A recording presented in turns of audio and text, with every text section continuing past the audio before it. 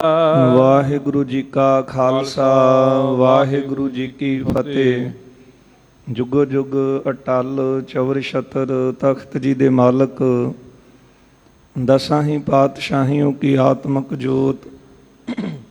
ਧੰਨ ਧੰਨ ਸਾਹਿਬ ਸ੍ਰੀ ਗੁਰੂ ਗ੍ਰੰਥ ਸਾਹਿਬ ਮਹਾਰਾਜ ਸੱਚੇ ਪਾਤਸ਼ਾਹ ਜੀ ਦੀ ਪਾਵਨ ਪਵਿੱਤਰ ਹਜ਼ੂਰੀ ਅੰਦਰ ਗੁਰਦੁਆਰਾ ਮੰਜੀ ਸਾਹਿਬ ਦੀਵਾਨ ਹਾਲ ਸੱਚਖੰਡ ਸ੍ਰੀ ਹਰਿਮੰਦਰ ਸਾਹਿਬ ਸ੍ਰੀ ਅੰਮ੍ਰਿਤਸਰ ਸਾਹਿਬ ਜੀ ਵਿਖੇ ਦਿਨ ਦੇ ਚੌਥੇ ਪਹਿਰ ਦੇ ਸੁੰਦਰ ਦੀਵਾਨ ਚੱਲ ਰਹੇ ਹਨ। ਸਜੇ ਹੋਏ ਦੀਵਾਨਾਂ ਅੰਦਰ ਅਤੀ ਸਨਮਾਨਯੋਗ ਰਾਗੀ ਸਿੰਘਾਂ ਪਾਸੋਂ ਆਪ ਸੰਗਤਾਂ ਨੇ ਅੰਮ੍ਰਿਤਮਈ ਇਲਾਹੀ ਗੁਰਬਾਣੀ ਦਾ ਕੀਰਤਨ ਸਰਵਣ ਕੀਤਾ ਹੈ। ਆਓ ਗੁਰ ਸੰਗਤ ਜੀ, ਹੁਣ ਸਮਾਂ ਹੈ ਜੋ ਚੱਲ ਰਹੀ ਲੜੀਵਾਰ ਗੁਰ ਇਤਿਹਾਸ ਦੀ ਕਥਾ ਆਪਾਂ ਸਰਵਣ ਕਰਦੇ ਆ ਰਹੇ ਹਾਂ। ਕੱਲ੍ਹ ਦੇ ਦੀਵਾਨਾਂ ਵਿੱਚ ਆਪਾਂ ਸਰਵਣ ਕੀਤਾ ਸੀ ਸ਼ਹੀਦਾਂ ਦੇ ਸਰਤਾਜ ਧੰਨ ਗੁਰੂ ਸ੍ਰੀ ਗੁਰੂ ਅਰਜਨ ਦੇਵ ਸਾਹਿਬ ਸੱਚੇ ਪਾਤਸ਼ਾਹ ਮਹਾਰਾਜ ਸ੍ਰੀ ਅੰਮ੍ਰਿਤਸਰ ਸਾਹਿਬ ਦੀ ਪਾਵਨ ਧਰਤੀ 'ਤੇ ਬਿਰਾਜਮਾਨ ਹਨ। ਬੇਅੰਤ ਹੀ ਸੰਗਤਾਂ ਸਤਿਗੁਰੂ ਜੀ ਦੇ ਦਰਸ਼ਨ ਕਰਨ ਵਾਸਤੇ ਆਉਂਦੀਆਂ ਨੇ, ਕੀਮਤੀ ਭੇਟਾਵਾਂ ਗੁਰੂ ਚਰਨਾਂ ਵਿੱਚ ਅਰਪਣ ਕਰਦੀਆਂ ਨੇ। ਅੱਠੇ ਪਹਿਰ ਗੁਰਬਾਣੀ ਦਾ ਮਨੋਹਰ ਕੀਰਤਨ ਦਾ ਪ੍ਰਵਾਹ ਇੱਥੇ ਚੱਲਦਾ ਹੈ। ਲੋੜਵੰਦ ਵਾਸਤੇ ਲੰਗਰ ਉਹ ਵੀ ਅੱਠੇ ਪਹਿਰ ਉਹਨਾਂ ਦੇ ਪ੍ਰਵਾਹ ਚੱਲਦੇ ਨੇ। ਆਤਮਾ ਦੀ ਖੁਰਾਕ ਜੋ ਕੀਰਤਨ ਹੈ, ਉਸ ਕੀਰਤਨ ਦੇ ਪ੍ਰਵਾਹ ਦਾ ਪ੍ਰਵਾਹ ਵੀ ਇਸੇ ਤਰ੍ਹਾਂ ਚੱਲ ਰਿਹਾ ਹੈ। ਬਾਬਾ ਪ੍ਰਿਥੀ ਚੰਦ ਜਿਹੜਾ ਸਤਿਗੁਰੂ ਜੀ ਦੀ ਬਰਾਬਰੀ ਚਾਹੁੰਦਾ ਸੀ, ਅੰਮ੍ਰਿਤਸਰ ਨਗਰ ਛੱਡ ਗਏ, ਪਿੰਡ ਹੇਹਰ ਵਿੱਚ ਜਾ ਕੇ ਵਸੇ ਨੇ।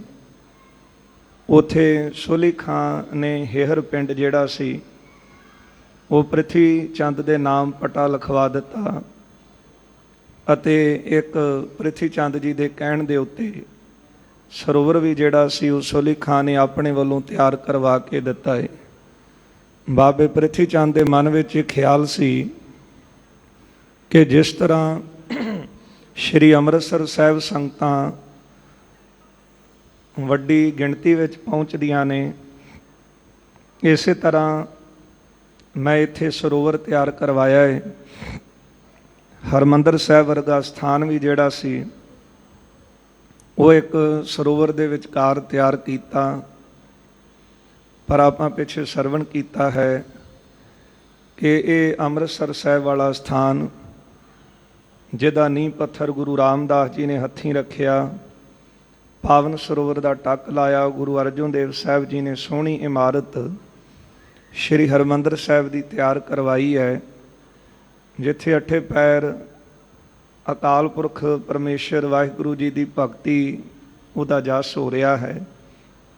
ਬੇਅੰਤ ਸੰਗਤਾਂ ਇੱਥੇ ਆ ਕੇ ਆਨੰਦ ਪ੍ਰਾਪਤ ਕਰਦੀਆਂ ਨੇ।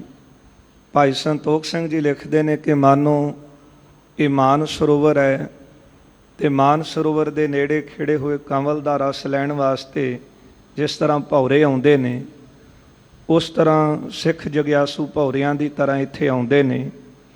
ਅਤੇ ਜਿਸ ਤਰ੍ਹਾਂ ਭੌਰਾ ਕਮਲ ਦਾ ਰਸ ਲੈਂਦਾ ਹੈ, ਇਸੇ ਤਰ੍ਹਾਂ ਇੱਥੇ ਭੌਰੇ ਦੀ ਤਰ੍ਹਾਂ ਸਿੱਖ ਜਗਿਆਸੂ ਆਤਮਕ ਰਸ ਪ੍ਰਾਪਤ ਕਰਦੇ ਹਨ। ਮਾਨ ਸਰੋਵਰ ਦੇ ਉੱਤੇ ਹੰਸ ਮੋਤੀ ਚੁਗਦੇ ਨੇ। ਇੱਥੇ ਸਿੱਖ ਰੂਪੀ ਹੰਸ ਜਿਹੜੇ ਨੇ ਉਹ ਮੁਕਤੀ ਰੂਪੀ ਮੋਤੀ ਪ੍ਰਾਪਤ ਕਰ ਰਹੇ। ਹੁਣ ਮਾਨ ਸਰੋਵਰ ਦੀ ਬਰਾਬਰੀ ਇੱਕ ਛੱਪੜ ਨਹੀਂ ਕਰ ਸਕਦਾ, ਅਤੇ ਪ੍ਰਿਥੀ ਚੰਦ ਨੇ ਮਾਨੋ ਜਿਹੜਾ ਹੇਹਰ ਪਿੰਡ ਦੇ ਵਿੱਚ ਤਾਲ ਲਵਾਇਆ ਹੈ, ਉਹ ਇਸ ਤਰ੍ਹਾਂ ਸੀ ਜਿਸ ਤਰ੍ਹਾਂ ਕਿਸੇ ਮਾਨ ਸਰੋਵਰ ਦੇ ਨੇੜੇ ਕੋਈ ਛੱਪੜ ਹੋਵੇ ਅਤੇ ਛੱਪੜ 'ਤੇ ਸਦਾ ਬਗਲੇ ਹੀ ਨਿਵਾਸ ਰੱਖਦੇ। ਗੁਰੂ ਦੀ ਬਰਾਬਰੀ ਕਰਨੀ ਮਾਨੋ ਕਿ ਬਗਲਿਆਂ ਵਾਲਾ ਕੰਮ ਸੀ। ਗੁਰੂ ਅਰਜਨ ਦੇਵ ਸਾਹਿਬ ਸੱਚੇ ਪਾਤਸ਼ਾਹ ਮਹਾਰਾਜ ਇਹਨਾਂ ਦਾ ਜਸ ਤੇ ਗੁਰੂ ਨਾਨਕ ਸਾਹਿਬ ਸੱਚੇ ਪਾਤਸ਼ਾਹ ਦੀ ਗੱਦੀ 'ਤੇ ਬਿਰਾਜਮਾਨ ਨੇ। ਪਿਤਾ ਗੁਰੂ ਰਾਮਦਾਸ ਜੀ ਨੇ ਬਖਸ਼ਿਸ਼ਾਂ ਦਿੱਤੀਆਂ, ਪਰ ਬਾਬੇ ਪ੍ਰਿਥੀ ਚੰਦ ਨੇ ਜਿਹੜੀ ਬਰਾਬਰੀ ਕਰਨੀ ਚਾਹੀ, ਮਾਨੋ ਕਿ ਜਿਸ ਤਰ੍ਹਾਂ ਬਗਲਾ ਦਿਸਦਾ ਤੇ ਹੰਸ ਵਰਗਾ ਹੀ ਹੈ, ਪਰ ਬਗਲੇ ਵਿੱਚ ਜਿਹੜੇ ਔਗਣ ਨੇ ਉਹ ਸਾਰੇ ਜਾਣਦੇ ਹਨ। ਸੋਚਿਆ ਤੇ ਸੀ ਕਿ ਵੱਡੀ ਸੰਗਤ ਦਾ ਇਕੱਠ ਹੋਏਗਾ, ਹੋਇਆ ਕਿ ਤਾਲ ਤਾਂ ਲਵਾ ਲਿਆ, ਹਰਮੰਦਰ ਤਾਂ ਬਣਾ ਲਿਆ ਅਸਥਾਨ, ਪਰ ਉਹ ਜਿਹੜੀ ਗੁਰੂ ਨਾਨਕ ਸਾਹਿਬ ਜੀ ਦੀ ਜੋਤ ਇੱਥੇ ਬਿਰਾਜ ਰਹੀ ਸੀ ਉਹਦੀ ਬਰਾਬਰੀ ਨਹੀਂ ਕਰ ਸਕੇ। ਸੰਗਤ ਦਾ ਇਕੱਠ ਹੋਇਆ ਨਹੀਂ, ਪੈਸਾ ਬਹੁਤਾ ਲਾਇਆ, ਤੇ ਕੋਈ ਬੰਦਾ ਜਿਹੜਾ ਸੀ ਉਹ ਪ੍ਰਿਥੀ ਚੰਦ ਦੇ ਉਸ ਅਸਥਾਨ ਤੇ ਪਹੁੰਚਿਆ, ਜਿਹਨੂੰ ਦੇਖ ਕੇ ਪ੍ਰਿਥੀ ਚੰਦ ਜੀ ਬੜੇ ਉਦਾਸ ਹੋਏ। ਇੱਧਰ ਗੁਰੂ ਰਾਮਦਾਸ ਜੀ ਦੇ ਦਰ ਦੇ ਉੱਤੇ ਸੰਗਤਾਂ ਵੱਡੀ ਤਾਦਾਦ ਵਿੱਚ ਵਿਸਾਖੀ ਅਤੇ ਦੀਵਾਲੀ ਨੂੰ ਪਹੁੰਚਦੀਆਂ, ਤੇ ਇੱਥੋਂ ਜਿਹੜੇ ਕੁਝ ਪ੍ਰਿਥੀ ਚੰਦ ਦੇ ਉਹਦੇ ਹੱਕ ਵਾਲੇ ਸਨ, ਕੁਝ ਉਹਦੀ ਮਦਦ ਕਰਨ ਵਾਲੇ ਸੀ, ਉਹ ਜਾ ਕੇ ਬਾਬੇ ਪ੍ਰਿਥੀ ਚੰਦ ਨੂੰ ਸਾਰੀ ਗੱਲ ਦੱਸਦੇ ਕਿ ਗੁਰੂ ਰਾਮਦਾਸ ਜੀ ਦੇ ਦਰ 'ਤੇ ਤਾਂ ਇੰਨੀਆਂ ਸੰਗਤਾਂ ਨੇ, ਕੀਮਤੀ ਭੇਟਾਵਾਂ ਚੜ੍ਹਦੀਆਂ ਨੇ, ਤੁਹਾਡੇ ਇੱਥੇ ਤਾਂ ਜਿਹੜੀ ਸੰਗਤ ਹੈ ਇੰਜ ਮੰਨ ਲਓ ਕਿ 1000 ਦਾ ਇੱਕ ਹਿੱਸਾ ਵੀ ਨਹੀਂ। ਤੇ ਇਹ ਸੁਣ ਕੇ ਪ੍ਰਿਥੀ ਚੰਦ ਬੜੇ ਉਦਾਸ ਹੋਏ, ਤੇ ਫਿਰ ਸੋਲੀ ਖਾਂ ਦੇ ਤਾਈਂ ਆਪਣਾ ਫਿਰ ਰੋਣਾ ਰੋਇਆ ਕਿ ਮੈਂ ਜਿੰਨੇ ਪੈਸੇ ਸਰੋਵਰ 'ਤੇ ਖਰਚੇ ਨੇ, ਅਸਥਾਨ 'ਤੇ ਖਰਚੇ ਨੇ, 20 ਸਾਲ ਵੀ ਇੱਥੇ ਬੈਠਾ ਰਵਾਂ ਉਹ ਪੈਸੇ ਹੀ ਪੂਰੇ ਨਹੀਂ ਹੋਣੇ। ਇਸ ਤਰ੍ਹਾਂ ਬਹੁਤ ਉਦਾਸ ਹਨ। ਇਹ ਕਥਾ ਆਪਾਂ ਕੱਲ੍ਹ ਸਰਵਣ ਕੀਤੀ ਸੀ। ਆਓ ਜਿਸ ਤਰ੍ਹਾਂ ਕਿ ਲੜੀਵਾਰ ਕਥਾ ਆ ਰਹੀ ਹੈ, ਮਨ ਬਿਰਤੀਆਂ ਗੁਰੂ ਚਰਨਾਂ ਵਿੱਚ ਜੋੜ ਕੇ ਸਤਿਗੁਰੂ ਸਾਹਿਬ ਜੀ ਦੀ ਜੀਵਨ ਕੌਤਕਾਂ ਦੀ ਅੰਮ੍ਰਿਤਮਈ ਕਥਾ ਸਰਵਣ ਕਰਕੇ ਲਾਹੇ ਪ੍ਰਾਪਤ ਕਰੀਏ। ਸਾਰੀ ਹੀ ਸੰਗਤ ਦਿਓ ਅਸੀਸ, ਰਸਨਾ ਕਰੋ ਪਵਿੱਤਰ, ਪਿਆਰ ਸਤਿਕਾਰ ਸਹਿਤ ਲਵਾਓ ਹਾਜ਼ਰੀਆਂ, ਉਚਾਰਨ ਕਰੋ ਜੀ ਸਤਨਾਮ ਸ਼੍ਰੀ ਵਾਹਿਗੁਰੂ ਸਾਹਿਬ ਜੀ। ਸਤਨਾਮ ਸ਼੍ਰੀ ਵਾਹਿਗੁਰੂ ਸਾਹਿਬ ਜੀ। ਇਮ ਪ੍ਰਿਥਿਆ ਨਿਤ ਪ੍ਰਤ ਚਿਤ ਹੈ, ਚਿੰਤਾ ਚਿਤ ਮਾਹੀ। ਬਾਬਾ ਪ੍ਰਿਥੀ ਚੰਦ ਜੀ ਚਿੱਤ ਵਿੱਚ ਬੜੇ ਚਿੰਤਤ ਨੇ, ਚਿੱਤ ਵਿੱਚ ਬੜੇ ਉਦਾਸ ਨੇ, ਤੇ ਹਰ ਰੋਜ਼ ਇਸ ਅੰਮ੍ਰਿਤਸਰ ਦੀ ਵਡਿਆਈ ਸੁਣ ਕੇ ਬਹੁਤ ਮਨ ਵਿੱਚ ਚਿੰਤਤ ਹੁੰਦੇ ਨੇ, ਸੋਚਦੇ ਹਨ ਕੀਰਤ ਸੁਨਹਿ ਸਰੀਕ ਕੀ, ਨਿਸ ਦਿਨ ਸੁਖ ਨਾਹੀ। ਗੁਰੂ ਅਰਜਨ ਦੇਵ ਸਾਹਿਬ ਨੂੰ ਆਪਣਾ ਸ਼ਰੀਕਾ ਮੰਨਦਾ ਹੈ। ਜਿਉਂ-ਜਿਉਂ ਗੁਰੂ ਅਰਜਨ ਦੇਵ ਸਾਹਿਬ ਜੀ ਦੀ ਉਸਤਤ ਕਰਨੀ ਸੁਣਦਾ ਹੈ, ਮਨ ਵਿੱਚ ਬੜਾ ਉਦਾਸ ਹੁੰਦਾ ਹੈ। ਸੁਲਹੀ ਸੋਸਾ ਕਬ ਕਬ ਮਿਲਾ, ਦੁਖ ਕਹਿਤ ਸੁਣਾਵਾ। ਸੋਲੀ ਖਾਂ ਨੂੰ ਆਪਣਾ ਮਿੱਤਰ ਬਣਾਇਆ ਹੋਇਆ ਸੀ। ਕਦੇ ਕਦੇ ਸੋਲੀ ਖਾਂ ਦੇ ਕੋਲ ਜਾ ਕੇ ਆਪਣਾ ਜਿਹੜਾ ਦੁੱਖ ਸੀ ਉਹਨੂੰ ਦੱਸਦੇ ਸਨ। ਜਬ ਦਿੱਲੀਪੁਰ ਚਲਹੋਂਗੀ, ਕਾਰਜ ਬਨ ਜਾਵਾ। ਫਿਰ ਇਹ ਵੀ ਗੱਲ ਸੋਲੀ ਖਾਂ ਨੂੰ ਕਹਿੰਦੇ ਸੀ ਕਿ ਤੂੰ ਮੇਰਾ ਮਿੱਤਰ ਹੈ, ਜਦੋਂ ਤੂੰ ਦਿੱਲੀ ਪਹੁੰਚੇਗਾ ਬਾਦਸ਼ਾਹ ਦੇ ਕੋਲ, ਜਹਾਂਗੀਰ ਦੇ ਪਾਸ, ਤੇ ਮੇਰੀ ਜਿਹੜੀ ਅਰਜ਼ ਬੇਨਤੀ ਬਾਦਸ਼ਾਹ ਦੇ ਅੱਗੇ ਰੱਖੇਗਾ, ਮੇਰੀ ਜਿਹੜੀ ਇਹ ਗੱਲ ਹੈ ਉਹ ਉਦੋਂ ਬਣੇਗੀ ਜਾਵਤ ਗਾਦੀ ਗੁਰੂ ਕੀ ਸ੍ਰੀ ਅਰਜਨ ਪਾਹੀ। ਜਿੰਨਾ ਸਮਾਂ ਇਹ ਗੱਦੀ ਦੇ ਉੱਤੇ ਗੁਰੂ ਅਰਜਨ ਦੇਵ ਸਾਹਿਬ ਬੈਠੇ ਹਨ, ਤਾਵਤ ਮਮ ਕੀਰਤ ਕਹਾਂ ਪੂਜਾ ਹੋਏ ਨਾਹੀ। ਉਦੋਂ ਤੱਕ ਮੇਰੀ ਕੀਰਤੀ ਕਿੱਥੇ, ਮੇਰੀ ਪੂਜਾ ਨਹੀਂ ਹੋ ਸਕਦੀ। ਮਨ ਵਿੱਚ ਖਿਆਲ ਇਹੋ ਸੀ ਕਿ ਇਹ ਗੱਦੀ ਤੇ ਗੁਰੂ ਅਰਜਨ ਦੇਵ ਸਾਹਿਬ ਬੈਠੇ ਨੇ, ਦਿੱਲੀ ਜਾਵਾਂਗੇ ਬਾਦਸ਼ਾਹ ਦੇ ਕੋਲ, ਜਹਾਂਗੀਰ ਦੇ ਪਾਸ, ਤੇ ਉਹ ਜਹਾਂਗੀਰ ਇਹਨਾਂ ਨੂੰ ਗ੍ਰਿਫਤਾਰ ਕਰਵਾਵੇ ਤੇ ਇਹਨਾਂ ਕੋਲੋਂ ਗੱਦੀ ਮੈਨੂੰ ਦਵਾ ਦੇਵੇ ਤੇ ਫਿਰ ਮੇਰੀ ਕੀਰਤੀ ਹੋਵੇਗੀ। ਇਹ ਮਨ ਵਿੱਚ ਖਿਆਲ ਰੱਖਿਆ ਸੀ। ਬਾਬੇ ਪ੍ਰਿਥੀ ਚੰਦ ਨੇ ਸੋਲੀ ਖਾਂ ਨੂੰ ਮਿੱਤਰ ਬਣਾ ਕੇ ਕਹਿੰਦੇ ਨੇ, ਸੋਲੀ ਖਾਂ, ਜਦੋਂ ਦਿੱਲੀ ਜਾਵਾਂਗੇ ਬਾਦਸ਼ਾਹ ਦੇ ਕੋਲ ਸਾਡੀ ਗੱਲ ਬਣ ਜਾਵੇਗੀ। ਗੁਰੂ ਅਰਜਨ ਦੇਵ ਸਾਹਿਬ ਕੋਲ ਜਿੰਨਾ ਚਿਰ ਤੱਕ ਗੱਦੀ ਹੈ ਉਹਨਾਂ ਚਿਰ ਤੱਕ ਮੇਰੀ ਵਡਿਆਈ ਕਿੱਥੇ ਹੋ ਸਕਦੀ ਹੈ। ਅਜਮਤ ਹੋਏ ਨਾ ਮੋਹੇ ਮਹਿ ਨਹਿ ਸ਼ਰਦਾ ਧਾਰੈ। ਉਹਨਾਂ ਚਿਰ ਮੇਰੇ ਵਿੱਚ ਅਜਮਤ ਨਹੀਂ ਤੇ ਨਾ ਹੀ ਲੋਕ ਮੇਰੇ ਤੇ ਸ਼ਰਧਾ ਰੱਖਦੇ। ਸ਼ਰਧਾ ਪੂਰੇ ਗੁਰੂ ਤੇ ਸਿੱਖਾਂ ਨੂੰ ਹੈ, ਕਿਉਂਕਿ ਸਿੱਖਾਂ ਦੀ ਬਿਰਤੀ ਹੰਸ ਵਰਗੀ ਹੈ। ਸੱਚ ਕੀ ਹੈ, ਝੂਠ ਕੀ ਹੈ, ਉਹਦੀ ਪਛਾਣ ਚੰਗੀ ਤਰ੍ਹਾਂ ਕਰ ਲੈਂਦੇ ਨੇ। ਤੇ ਜਿਹੜੀ ਅਜਮਤ ਵਾਲੀ ਗੱਲ ਹੈ ਉਹ ਤਾਂ ਗੁਰੂ ਨਾਨਕ ਸਾਹਿਬ ਜੀ ਦੀ ਘਰ ਦੀਆਂ ਬਰਕਤਾਂ ਵਰਤ ਰਹੀਆਂ, ਉਹਦੀ ਬਰਾਬਰੀ ਤਾਂ ਚਾਹ ਕੇ ਵੀ ਨਹੀਂ ਸੀ ਕਰ ਸਕਦੇ। ਇਸ ਲਈ ਮਨ ਵਿੱਚ ਇਹ ਖਿਆਲ ਸੀ ਕਿ ਗੱਦੀ ਮੈਨੂੰ ਮਿਲੇਗੀ ਤੇ ਫਿਰ ਮੇਰੇ ਵਿੱਚ ਅਜਮਤਾਂ ਆਉਣਗੀਆਂ।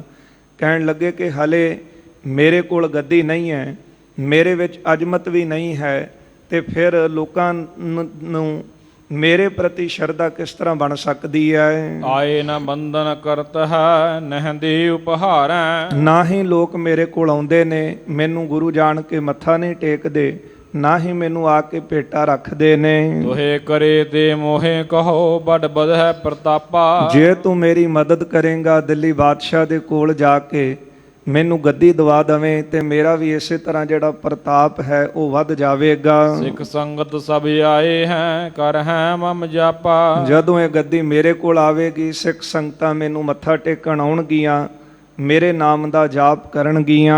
ਜਬ ਲੋ ਦਿੱਲੀ ਜਾਏ ਕੀ ਗਹਿ ਲੇਤ ਨ ਤਾਹੀ। ਜਿੰਨਾ ਚਿਰ ਤੱਕ ਅਸੀਂ ਦਿੱਲੀ ਨਹੀਂ ਜਾਂਦੇ, ਦਿੱਲੀ ਜਾ ਕੇ ਗੁਰੂ ਅਰਜਨ ਦੇਵ ਸਾਹਿਬ ਨੂੰ ਗ੍ਰਿਫਤਾਰ ਨਹੀਂ ਕਰਵਾ ਦਿੰਦੇ, ਤਬ ਲੋ ਮੇਰੂ ਸੁਖ ਕਾਹਾਂ ਚਿੰਤਾ ਦੁਖ ਮਾਹੀ। ਉਹਨਾਂ ਚਿਰ ਤੱਕ ਮੈਨੂੰ ਸੁੱਖ ਨਹੀਂ ਮਿਲਣ ਵਾਲਾ। ਮੇਰਾ ਮਨ ਜਿਹੜਾ ਹੈ ਉਹਨਾਂ ਸਮਾਂ ਚਿੰਤਾ ਵਿੱਚ ਹੀ ਰਹੇਗਾ। ਤੁਝ ਪ੍ਰਤਾਪ ਤੇ ਬਣ ਗਇਓ ਇਹ ਸੁੰਦਰ ਤਾਲਾ। ਐ ਸੁਲੇਖਾਂ ਤੇਰੇ ਪ੍ਰਤਾਪ ਸਦਕਾ, ਤੂੰ ਮੇਰਾ ਮਿੱਤਰ ਸੀ, ਤੂੰ ਮੇਰੀ ਮਦਦ ਕੀਤੀ, ਇਹ ਸਾਰਾ ਤੇਰਾ ਹੀ ਪ੍ਰਤਾਪ ਵਰਤ ਰਿਹਾ। ਤੇਰੇ ਪ੍ਰਤਾਪ ਸਦਕਾ ਇਹ ਸੁੰਦਰ ਸਰੋਵਰ ਬਣਿਆ। ਭੁੱਲ ਗਿਆ ਵੱਡੇ ਗੁਰੂ ਸਾਹਿਬਾਨਾਂ ਦੇ ਅਸੂਲ ਨੂੰ। ਜਿਸ ਵੇਲੇ ਹਿੰਦੁਸਤਾਨ ਦਾ ਬਾਦਸ਼ਾਹ ਅਕਬਰ ਗੁਰੂ ਅਮਰਦਾਸ ਮਹਾਰਾਜ ਜੀ ਦੀ ਸ਼ਰਨ ਵਿੱਚ ਆਇਆ ਸੀ, ਪਹਿਲਾਂ ਗੁਰੂ ਸਾਹਿਬ ਦਾ ਹੁਕਮ ਹੋਇਆ ਪੰਗਤ ਵਿੱਚ ਬਹਿ ਕੇ ਲੰਗਰ ਛਕ, ਫਿਰ ਸੰਗਤ ਵਿੱਚ ਆਵੀਂ। ਪੰਗਤ ਵਿੱਚ ਬੈਠਾ, ਲੰਗਰ ਛਕਿਆ, ਬੜਾ ਆਨੰਦ ਪ੍ਰਾਪਤ ਹੋਇਆ। ਗੁਰੂ ਅਮਰਦਾਸ ਜੀ ਦੇ ਦਰਸ਼ਨ ਕੀਤੇ, ਹੱਥ ਜੋੜ ਕੇ ਬੇਨਤੀ ਕੀਤੀ ਕਿ ਮੈਂ 36 ਪ੍ਰਕਾਰ ਦੇ ਪਕਵਾਨ ਖਾਣਾ, ਪਰ ਜਿਹੜਾ ਆਨੰਦ, ਜਿਹੜਾ ਰਸ ਮੈਨੂੰ ਸੰਗਤ ਵਿੱਚ ਬੈਠ ਕੇ ਲੰਗਰ ਵਿੱਚੋਂ ਆਇਆ ਗੁਰੂ ਨਾਨਕ ਸਾਹਿਬ ਜੀ ਦੇ ਘਰ ਦੇ, ਐਸਾ ਸਵਾਦ ਮੈਨੂੰ ਪਹਿਲਾਂ ਨਹੀਂ ਸੀ ਕਦੇ ਆਇਆ। ਫਿਰ ਬੇਨਤੀ ਕਰਨ ਲੱਗਾ, ਕਹਿੰਦਾ ਮਹਾਰਾਜ ਮੈਨੂੰ ਸੇਵਾ ਲਾਓ ਤੇ ਮੈਂ ਆਪਣੇ ਖਜ਼ਾਨੇ ਵਿੱਚੋਂ ਜਿਹੜਾ ਲੰਗਰ ਚੱਲਦਾ ਹੈ ਨਾ, ਇਹ ਸਾਰਾ ਜਿਹੜਾ ਮੇਰੇ ਖਜ਼ਾਨੇ ਵਿੱਚੋਂ ਚੱਲੇ, ਮੇਰੇ ਖਜ਼ਾਨਿਆਂ ਵਿੱਚੋਂ ਇਹਦੀ ਜਿਹੜੀ ਕੀਮਤ ਹੈ ਉਤਾਰੀ ਜਾਵੇਗੀ। ਸੁਣ ਕੇ ਗੁਰੂ ਅਮਰਦਾਸ ਜੀ ਨੇ ਕਿਹਾ, ਬਾਦਸ਼ਾਹ ਤੇਰੀ ਭਾਵਨਾ ਨੂੰ ਮੁਬਾਰਕ ਹੈ, ਪਰ ਇਹ ਗੁਰੂ ਨਾਨਕ ਸਾਹਿਬ ਸੱਚੇ ਪਾਤਸ਼ਾਹ ਜੀ ਦਾ ਚਲਾਇਆ ਹੋਇਆ ਲੰਗਰ ਸਿੱਖ ਸੰਗਤਾਂ ਦੀ ਦਸਵੰਧ ਦੀ ਮਾਇਆ ਦੇ ਨਾਲ ਚੱਲਦਾ ਹੈ। ਇਹਦੇ ਵਿੱਚ ਗੁਰੂ ਆਪ ਵਰਤਦਾ ਹੈ ਤੇ ਬਖਸ਼ਿਸ਼ਾਂ ਸਾਰੀਆਂ ਗੁਰੂ ਨਾਨਕ ਸਾਹਿਬ ਜੀ ਦੀਆਂ ਵਰਤ ਰਹੀਆਂ। ਤੇ ਇੱਥੇ ਬਾਬੇ ਪ੍ਰਿਥੀ ਚੰਦ ਨੇ ਇਹਦੀ ਝੂਠੀ ਉਪਮਾ ਕਰਦਿਆਂ ਹੋਇਆਂ ਸੁਲੀ ਖਾਂ ਨੂੰ ਕਿਹਾ, ਕਹਿਣ ਲੱਗੇ, ਦੇਖ ਤੇਰੇ ਪ੍ਰਤਾਪ ਸਦਕਾ ਇਹ ਸਰੋਵਰ ਬਣਿਆ ਹੈ। ਜਿੱਥੇ ਗੁਰੂ ਦੀ ਕਿਰਪਾ ਵਰਤ ਰਹੀ ਹੋਵੇ, ਉੱਥੇ ਜਿਹੜੇ ਝੂਠੇ ਬਾਦਸ਼ਾਹਾਂ ਦੇ ਤਖਤ ਨੇ, ਉਹਨਾਂ ਦੀ ਕੋਈ ਵੀ ਉਹਦੇ ਅੱਗੇ ਇਹ ਅਹਿਮੀਅਤ ਨਹੀਂ ਹੁੰਦੀ ਸੱਚ ਦੇ ਅੱਗੇ। ਪਰ ਕੁਝ ਜਿਹੜੇ ਖੁਸ਼ਾਮਦੀਨ ਲੋਕ ਇਹ ਗੱਲਾਂ ਭੁੱਲ ਜਾਂਦੇ ਨੇ, ਆਪਣੇ ਗੁਰੂ ਸਾਹਿਬਾਨਾਂ ਦੇ ਇਤਿਹਾਸ ਨੂੰ, ਵੱਡ ਵਡੇਰਿਆਂ ਦੇ ਕੀਤੇ ਹੋਏ ਉਪਕਾਰ ਨੂੰ। ਅੱਜ ਸੁਲੀ ਖਾਂ ਨੇ ਵੀ ਇਹਦੀ ਖੁਸ਼ਾਮਦ ਕਰਦਿਆਂ ਹੋਇਆਂ ਇਹੋ ਗੱਲ ਕਹੀ ਸੀ, ਕਹਿਣ ਲੱਗਾ ਕਿ ਤੇਰਾ ਪ੍ਰਤਾਪ ਵਰਤਿਆ ਹੈ, ਮੇਰਾ ਸਰੋਵਰ ਬਣਿਆ ਹੈ। ਹੁਣ ਬਾਦਸ਼ਾਹਾਂ ਦੇ ਪ੍ਰਤਾਪ ਦੇ ਅੱਗੇ ਕਿਹਨੇ ਉੱਥੇ ਆਉਣਾ ਸੀ ਤੇ ਕਿਹਨੇ ਆ ਕੇ ਇਸ਼ਨਾਨ ਕਰਨਾ ਤੇ ਕਿਹਨੇ ਸ਼ਰਧਾ ਰੱਖਣੀ? ਕਿਉਂਕਿ ਦੁਨਿਆਵੀ ਕੰਮਾਂ ਦੇ ਅੱਗੇ ਇਹਨਾਂ ਬਾਦਸ਼ਾਹਾਂ ਕੋਲ ਦੁਨਿਆਵੀ ਕੰਮ ਤਾਂ ਲਏ ਜਾ ਸਕਦੇ ਨੇ, ਪਰ ਜਿਹੜੀ ਰੂਹਾਨੀਅਤ ਦੀ ਬਰਕਤ ਹੈ ਉਹ ਤਾਂ ਗੁਰੂ ਨਾਨਕ ਸਾਹਿਬ ਜੀ ਦੇ ਘਰ ਵਿੱਚ ਵਰਤ ਰਹੀ ਸੀ। ਰੂਹਾਨੀਅਤ ਦੀ ਖੇਡ ਤਾਂ ਗੁਰੂ ਰਾਮਦਾਸ ਜੀ ਦੇ ਦਰ ਤੇ ਵਰਤਦੀ। ਇਸ ਲਈ ਇੱਕ ਸੱਚ ਅੱਗੇ ਝੂਠ ਕਿੱਥੇ ਖੜ ਸਕਦਾ ਸੀ। ਹੁਣ ਇੱਥੇ ਤਾਂ ਸੰਗਤਾਂ ਆ ਕੇ ਆਤਮਾ ਦਾ ਆਨੰਦ ਪ੍ਰਾਪਤ ਕਰਦੀਆਂ ਨੇ। ਬੇਅੰਤ ਐਸੇ ਰੋਗ ਜਿਨ੍ਹਾਂ ਦੇ ਇਸ਼ਨਾਨ ਕੀਤਿਆਂ ਦੂਰ ਹੁੰਦੇ ਨੇ ਪਾਵਨ ਸਰੋਵਰ ਵਿੱਚੋਂ, ਕਿਉਂਕਿ ਇੱਥੇ ਗੁਰੂ ਰਾਮਦਾਸ ਜੀ ਦੀ ਕਿਰਪਾ ਵਰਤ ਰਹੀ। ਇਹਦੀ ਬਰਾਬਰੀ ਕਰਦਿਆਂ ਹੋਇਆਂ ਬਾਬੇ ਪ੍ਰਿਥੀ ਚੰਦ ਨੇ ਸਰਕਾਰੀ ਖਜ਼ਾਨਿਆਂ ਵਿੱਚੋਂ ਜਿਹੜਾ ਸੀ ਪੈਸੇ ਲੈ ਕੇ ਸਰੋਵਰ ਤਿਆਰ ਕਰਵਾਇਆ, ਪਰ ਹੁਣ ਉੱਥੇ ਉਹ ਸੰਗਤਾਂ ਦਾ ਇਕੱਠ ਕਿੱਥੇ।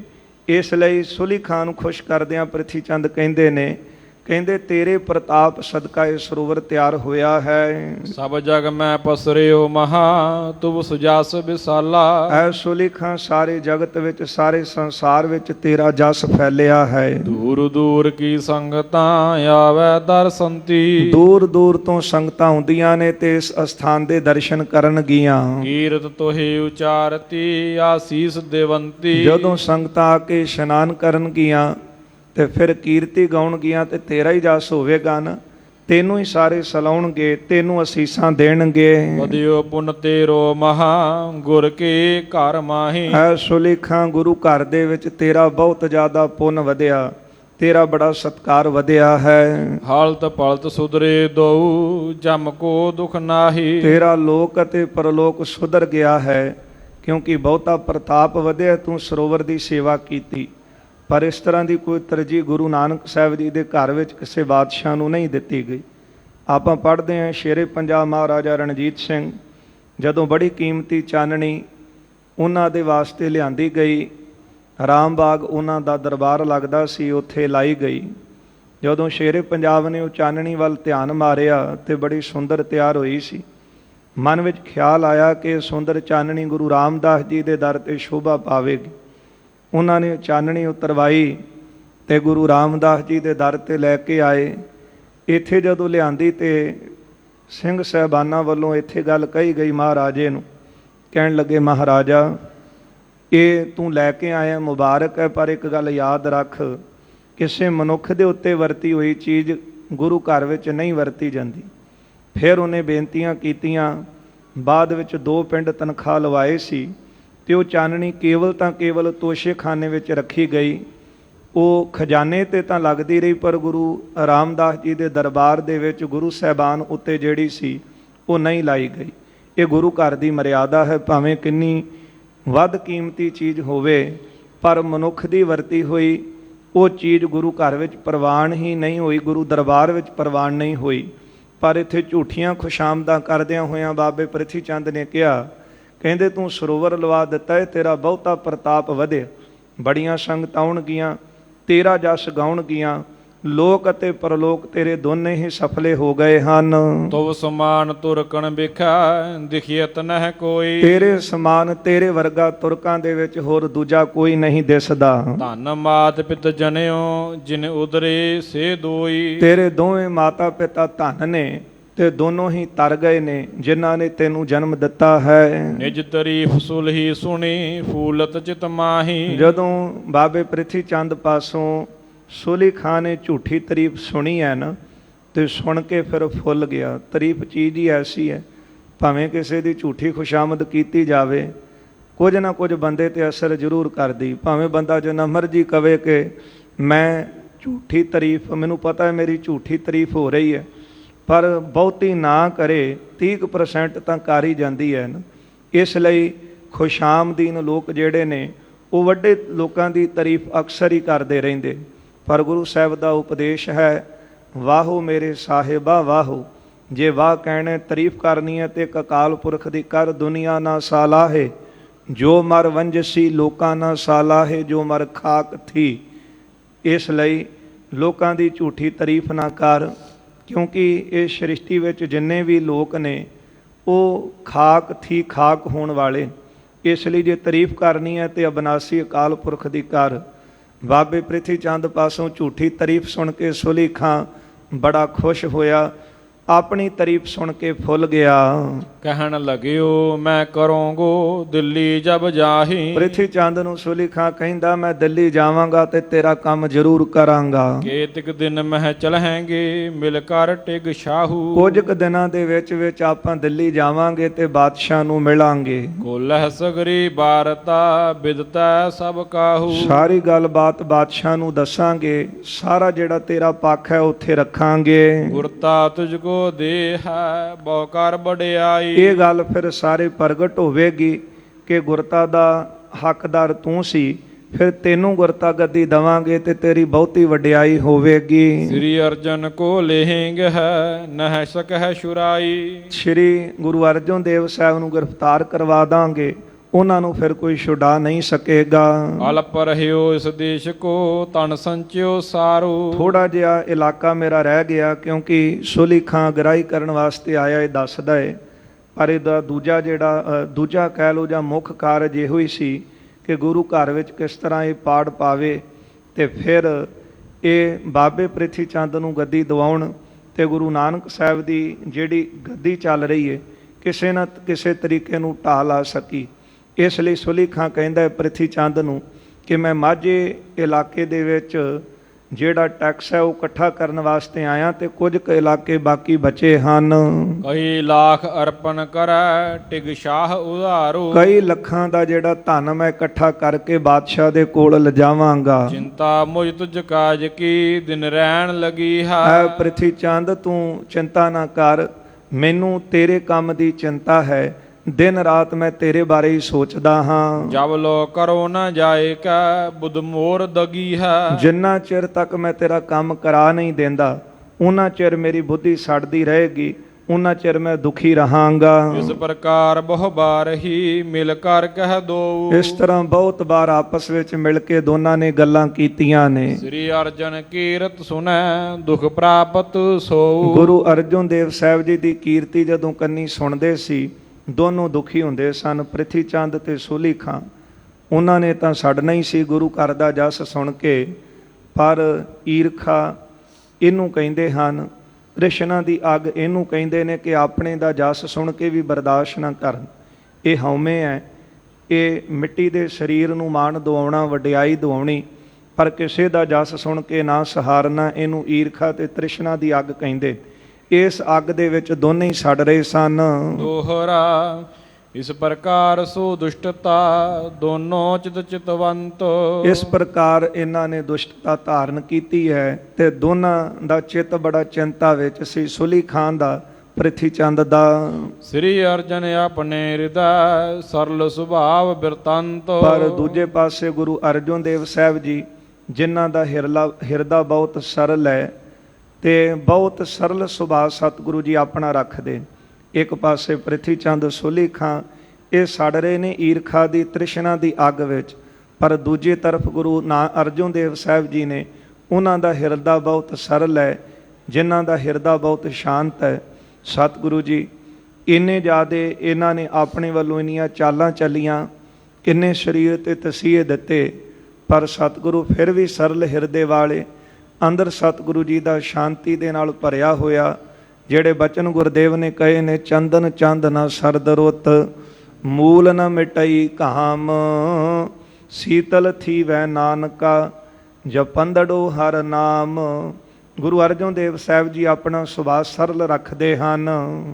ਨਿਸ਼ਾਨੀ ਛੰਦ ਹਮਰੇ ਪਿਤ ਕੋ ਪੁੱਤਰ ਹੈ ਪੁਨ ਬੈਸ ਵਿਸਾਲਾ। ਗੁਰੂ ਅਰਜਨ ਦੇਵ ਸਾਹਿਬ ਜੀ ਦਾ ਸਰਲ ਸੁਭਾਅ, ਸਰਲ ਹਿਰਦਾ, ਸਤਿਗੁਰੂ ਵਿਚਾਰਦੇ ਨੇ ਕਿ ਪ੍ਰਿਥੀ ਚੰਦ ਸਾਡਾ ਹੀ ਭਰਾ ਹੈ, ਇੱਕੋ ਅਸੀਂ ਪਿਤਾ ਦੇ ਪੁੱਤਰ ਹਾਂ, ਪੁਨ ਬੈਸ ਵਿਸਾਲਾ।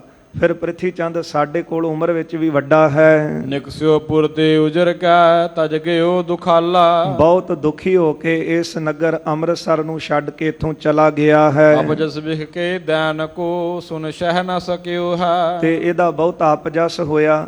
ਆਪਣਾ ਜਿਹੜਾ ਆਪਜਸ ਸੀ, ਆਪਣਾ ਨਿਰਾਦਰ ਜਿਹੜਾ ਸੀ, ਉਹ ਪ੍ਰਿਥੀ ਚੰਦ ਸਹਾਰ ਨਾ ਸਕੇ। ਅਪਰ ਉਪਾਵ ਨ ਕੁਛ ਬਣਿਓ ਉਠ ਜਾਣ ਤਕਿਓ ਹੈ। ਹੋਰ ਕੋਈ ਉਪਾਅ ਤੇ ਪ੍ਰਿਥੀ ਚੰਦ ਕੋਲੋਂ ਬਣਿਆ ਨਾ, ਬਸ ਇੱਥੋਂ ਉੱਠ ਕੇ ਹੀ ਜਾਣਾ ਉਹਨੇ ਚੰਗਾ ਸਮਝਿਆ। ਹਮਰੋ ਰਾਖਾ ਏਕ ਨਿਤ ਸ੍ਰੀ ਪ੍ਰਭ ਕਰਤਾਰਾ। ਪਰ ਗੁਰਦੇਵ ਵਿਚਾਰਦੇ ਨੇ ਕਿ ਸਾਡਾ ਰਾਖਾ ਇੱਕ ਅਕਾਲ ਪੁਰਖ ਹੈ, ਪਰਮੇਸ਼ਰ ਹੈ, ਪ੍ਰਭੂ ਹੈ, ਕਰਤਾਰ ਹੈ।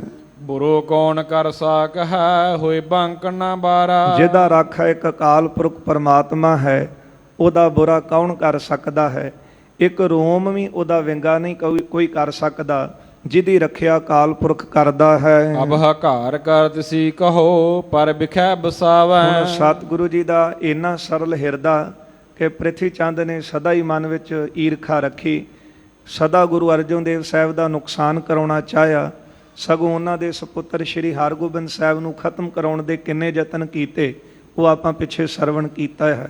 ਪਰ ਸਤਿਗੁਰੂ ਜੀ ਮਹਾਰਾਜ ਇੰਨੇ ਕਿਰਪਾਲੂ ਨੇ, ਜਦੋਂ ਬਾਬਾ ਪ੍ਰਿਥੀ ਚੰਦ ਅੰਮ੍ਰਿਤਸਰ ਨਗਰ ਛੱਡ ਕੇ ਚਲਾ ਗਿਆ, ਫਿਰ ਮਨ ਵਿੱਚ ਖਿਆਲ ਆਇਆ ਕਿ ਗਿਆ ਤੇ ਪ੍ਰਿਥੀ ਚੰਦ ਈਰਖਾ ਕਰਕੇ ਇੱਥੋਂ ਉੱਠਿਆ, ਕਿਉਂਕਿ ਉਹਦੀ ਨਿੰਦਿਆ ਹੋਣ ਲੱਗ ਪਈ।